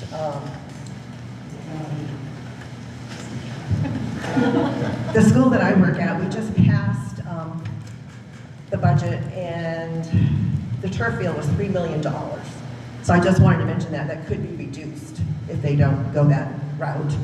And then my other question is, we're going to be paying for this for 30 years.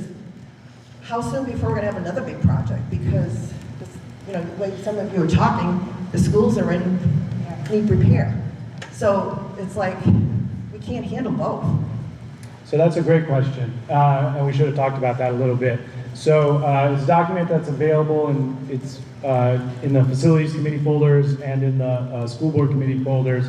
That was one of the questions from back in April 2023 is, do we have a plan for the entire facility, right? So Dr. King and Tom, our facilities directors in the back, they went and with all of our administrators did an audit of all of our schools, right? To look for the big projects that need to be done. One of the things that came out of that was the HVAC project, right? But we don't believe there's a roof problem. We don't believe there's an expansion problem. We don't believe that you'll see that there's new boilers in this bond proposal because we need better systems to fuel these larger spaces that we're creating. But we just replaced the boiler here, right? Yes, right, yeah. Yeah, we relined it. That's when we just put in a new water heater here. We've actually done a great job, and we do have it's between $150,000 and $300,000 each year that's in our capital improvements budget. And our staff has done a great job of making sure that our facilities don't need some sort of large repair. So this is full transparency. There has been nothing but sort of really broad discussion. If you look at investments that these communities are going to make over the next 15 to 20 years, right? 30 years, right? Does it make sense to take the neighborhood elementary schools and consolidate them into one new efficient facility, right? The earliest that could possibly happen is about 10 years from now. Like say we started that project tomorrow, it would take about 10 years. That's what I went to a session up at we have like a school boards conference, and I looked at the whole project for the South Portland Middle School. It took them about 10 years from start of the plan to shovel ready, right? So if we started that tomorrow, maybe in 10 years we'd be saying, hey, we want to build this new school. That's the only thing I can think of that we identified. But again, there is no plans in place. It's just, at some point, are we going to want to stop throwing money into schools that are almost 100 years old? Right. And I just wanted to say, I'd like to see it on the November ballot. And I'd like to see the turf broken out separately because people are so strong both ways. Thank you. Thanks, that's good feedback.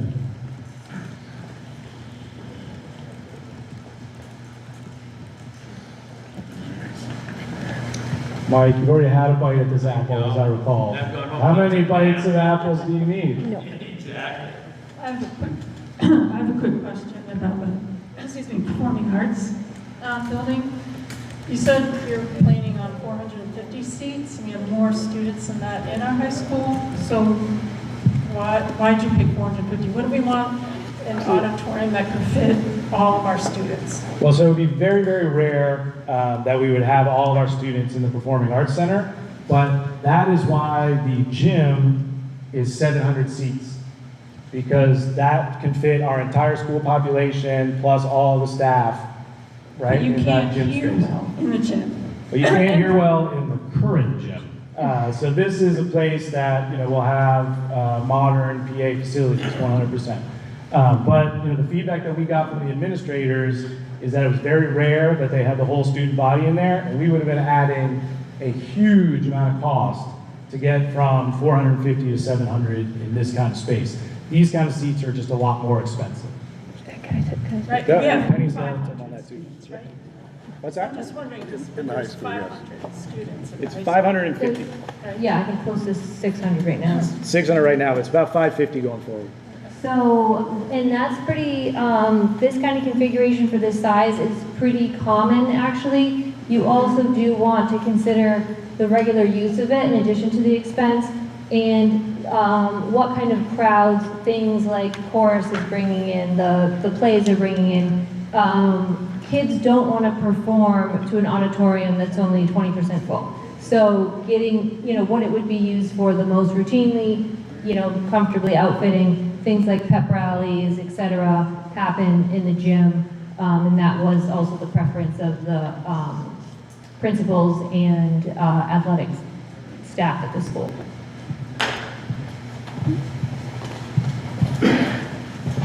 I'll make this real quick. So I went home after last week and I did some math. And one of the things, throwing all these stuff around, is on the Performing Arts Center, it's going to be about $30 million, so about $1 million a year for the next 30 years. If we want to rent it out, we would have to rent it out Friday, Saturday, and Sunday, every weekend for 30 years at the $7,000 mark that you guys have been throwing out there. Right, we are not going to pay for it with these fees. I understand If you that. thought we were going to do that, I apologize for my bad communication. I think that's one of the things that I keep hearing over and over again, Sam, is that, well, we're gonna make money off this. No, we are not going to make money I want to be very on clear this. about that. 100% We have not. never This said is a that. very Nobody's big saying I have expense. never said those words in my life, and you know that. No, I'm not saying you have, but that's. So some mystery person said that, and you'd like No, to not counter that mystery argument. person. Okay. If Sam, if you hear what a lot of people are talking about, they keep saying it's a revenue generator. No. It's not. Okay, and that's the point I want to make. It's not a revenue also not $30 generator. million. It's $1 million a year expense. Right. Thank you.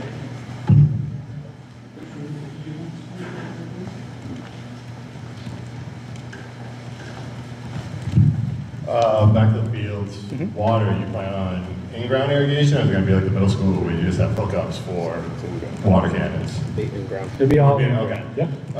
If this turf does go through, I know we don't charge a lot for our fields currently. Is the rental fee gonna change? And is any of that money, you said, right now, all the money goes back to 100% to the taxpayers.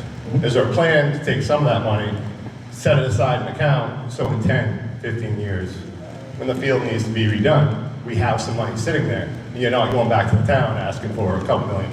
Well, yeah, so that's what our capital investment fund is for, right? So like right now, as I was saying, we have $3 million in our capital fund, and that's something that we try to do, when we, most years we have a little bit of money left over from our budget, right? Because we can't raise money, so we always have to aim a little bit high, right? And so we roll that money over into the next phase. Like this year, we rolled $1.5 million over into the next year as revenue, right? In the last 3 years, we've kicked in $500,000 each year to build up that capital fund. And so that's probably the mechanism that we would use rather than, the individual use fees. And we don't see ourselves increasing the use fees very much. We actually just increased them this year to try to just right size them. They hadn't been increased in about 20 years. But in general, we don't want the impression to be, here's a nice thing you just paid for, now you have to pay more for it. That is not what we're going to do. I understand for like in-town programs, but if you get an outside town, are they paying the same as a town, or is that? Well, if someone from Yarmouth wants to use it, we charge them 10 times. Yes, exactly. Yeah. They can pay for a field members. No, but there is actually, in our policy, so the school groups pay nothing, right? Recognized nonprofits pay a little bit less. But if someone like, the for-profit baseball or for-profit basketball wants to use it, they pay the most, yeah. Okay. And if this project gets turned down, I'm talking just athletic fields, if it gets turned down because people aren't for the synthetic turf, is there a plan to maybe come back with all natural, but also because our fields need it? They need work, yeah. Yes. So I can't speak for the whole board, right? But you know, we brought it back again after it got defeated in 2016. We still need these fields. Yes. I can't speak for the board as a whole, but if it got shut down and we got the feeling that it was because of a turf inclusion, we would absolutely bring it back without it, because we need to get that baseball field moved. We need to get more playing time for these kids. So we will get creative, 100%. Yeah, and our fields are just getting used more and more. I mean, we have summer sports, fall sports starting before school ended. So, I mean, those fields are every day being used. They are used 100% every day. And I mean, it's one of my favorite things about our district. You want to go out to the high school campus on a weekend in the fall or come to homecoming. We had, I think, 1,200 people at homecoming. The stands were full. It's a great community event. I want more of that. Like, I want this to be where the community comes to, 100%. Just thank you guys for all your work.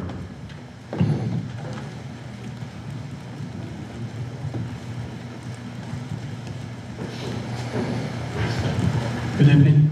From the procedural point of view, did the companies who did the assessment, are the companies who did the assessment the ones who will profit from the work?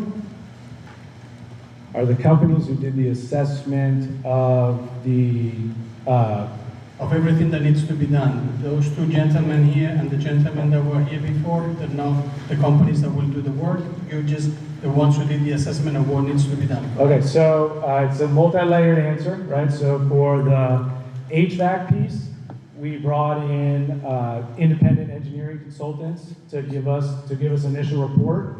They helped us prepare the BIMS people did help us prepare the grant proposal, and then they would do the work. So yes, they have some financial investment. The two gentlemen that were here at the beginning. Yes. That we wanted to ask them questions, and who said questions at the end and who left. Yes. Who are not here now to be Right, asked. well, I can answer the questions No, for no, you. I don't need you to answer. I mean, But they work for me, so. Okay, they work for you, but Yeah. you don't have the technical knowledge that they have. If you have a technical question, we'll get it answered. Are they the companies that will do the work? Are they the companies that will benefit from the contract? Yes. Yes. Are they the ones who did the assessment of what needs to be done? No. Who did the assessment? We brought in outside engineering consultants. There were 3, third-party engineering. We have their names.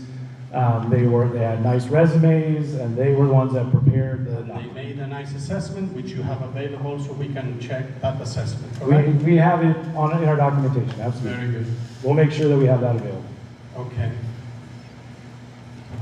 Why are not here then? They live in Massachusetts or something, and they didn't want to provide that much time. And that's why you told that the questions were at the end? So when they were here, we couldn't ask, and now that they're gone, we can ask. I don't know what their plans were, so. Just, you can just ask the question Yeah, and we I will can get get the you the questions answer. answered for you, 100%.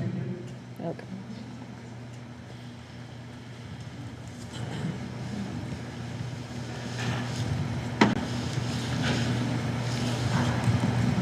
I should have sat down here for the presentation, but I already heard it before, so I wasn't all that upset.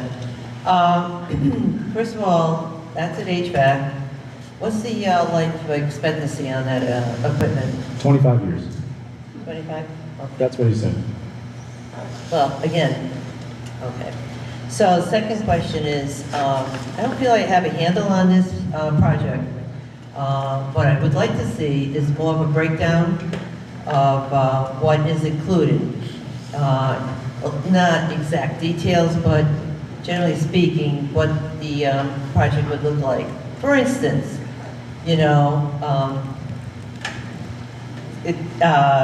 are there gold-plated faucets in the gym and all that kind of Right, stuff? so Fran, you're on the bond committee, so you know the answers to these questions. So we can't give exact specific details on things like fixtures until we do all of the expensive engineering that comes after these sorts of planning, right? We would have to spend lots of money to do that, which you know. We haven't gotten any detail beyond the breakdown that we just presented with the cost.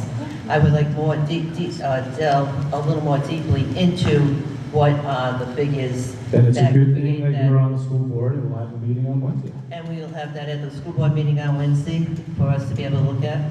There will be But that's further last breakdown. minute. It's very hard to make decisions last minute, but if that's the best you can do. Okay, now, It's the best I can do. okay, thank you. And, so,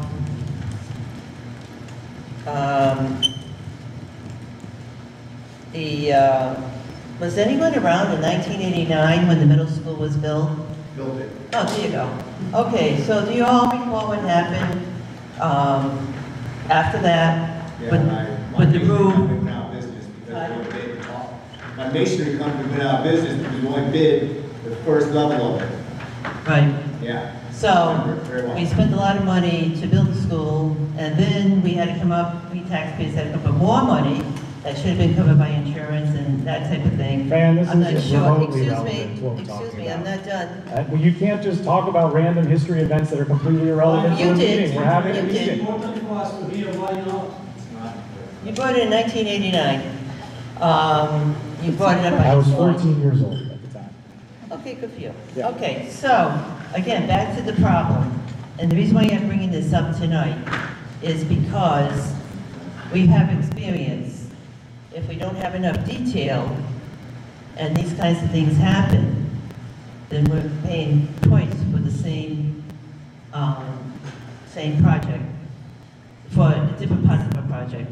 So this is why I think we need more investigation into, the numbers and that type of thing.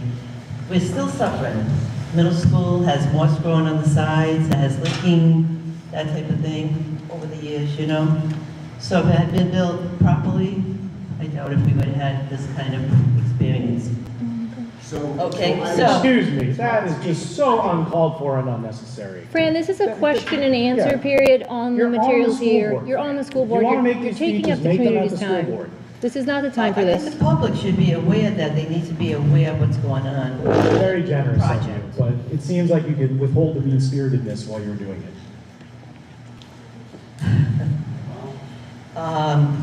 Okay. Yeah, I was just showing yourself. So back to the cafeteria, I had asked at the last meeting about the book packs. Was that addressed this evening? Because I couldn't hear. And I was told at the last meeting that it would have been addressed at this meeting. Fran, what I said at the last meeting was that all the question and answers, which I've been consistently typing, would be answered, edited, and put on the website. The answer that was also given on Wednesday was that there was no needs assessment that indicated kids needed a place to put their backpacks, but if that came to pass, there was plenty of room in the space to add backpack cubbies. So that is the answer. Okay, good. That's all I got for now. I can answer that question on what's in the project. What's in the project? As far as what's scope, detail. I can Sure. answer that. Yeah. Yeah, come we on. have, we have some more detail and scope answers for you. May I do this first? Sure, go ahead. Okay, so first of all, I'm Chase Campbell. I appreciate everything you guys have done here. I have 3 kids in the school system, one going into 8th grade, one going into 1st grade, and one who's not in the system yet. And I've lived here all my life.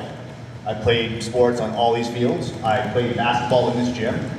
And I can tell you that they chose these renovations to happen because they are areas of need.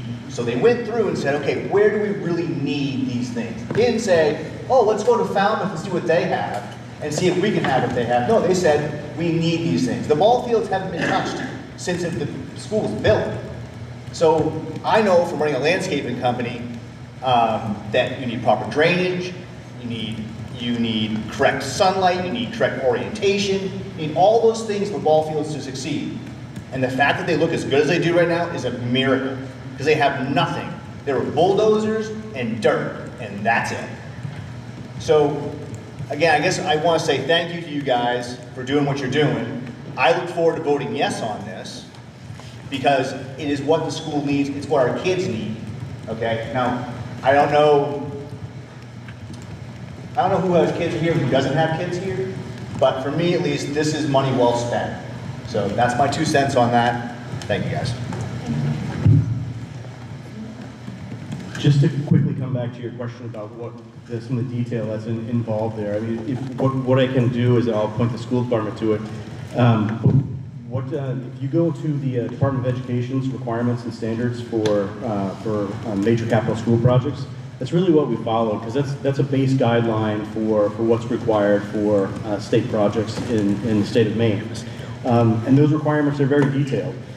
So what we did, we based our cost estimating around those pieces.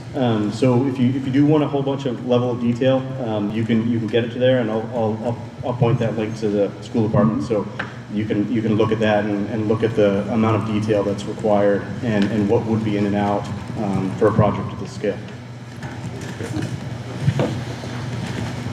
Thanks, Mike.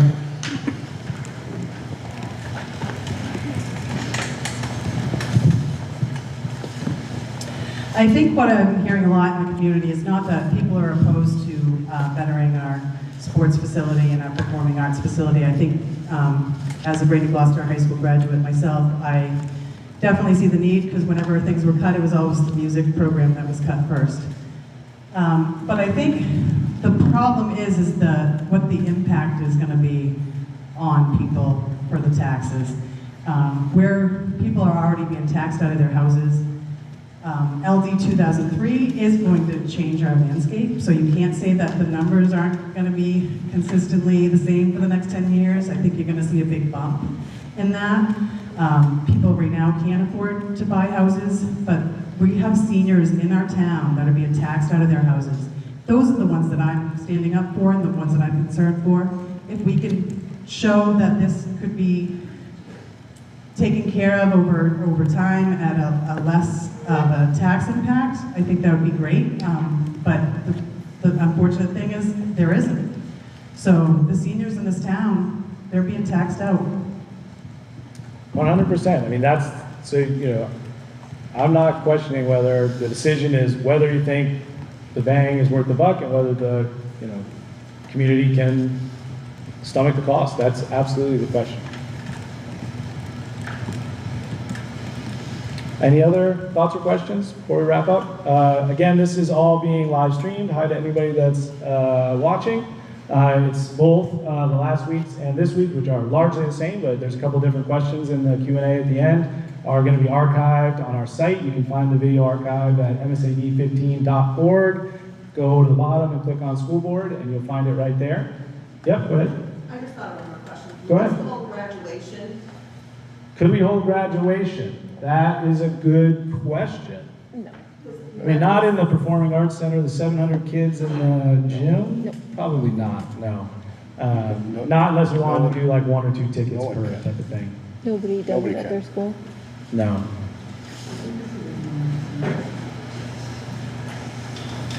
All right, well, thanks everybody for coming out. Penny, Penny has the last word. I was just about to ask you if you had a last word. Thanks, Sam. I did just want to say that you can see how much we packed in, skimming the surface at top speed in one night. It's a massive amount of material. By no means are we asking you to make a decision based on just this. This is the tip of the iceberg. We're getting feedback. I want to hear what your questions are. I want to hear what would motivate you, what would make this palatable for you. You can email us anytime at schoolboard@sad15.org.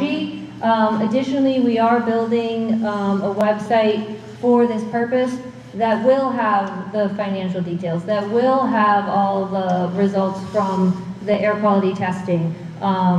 Everything's meant to be transparent, and there's just no way you could get it all in one night. The point of these 2 meetings was to say, are we going in the right direction and should we keep going? Should we keep going and set a date for referendum? There will be a ton of details made available to folks, and I encourage you to reach out along the way. Thank you.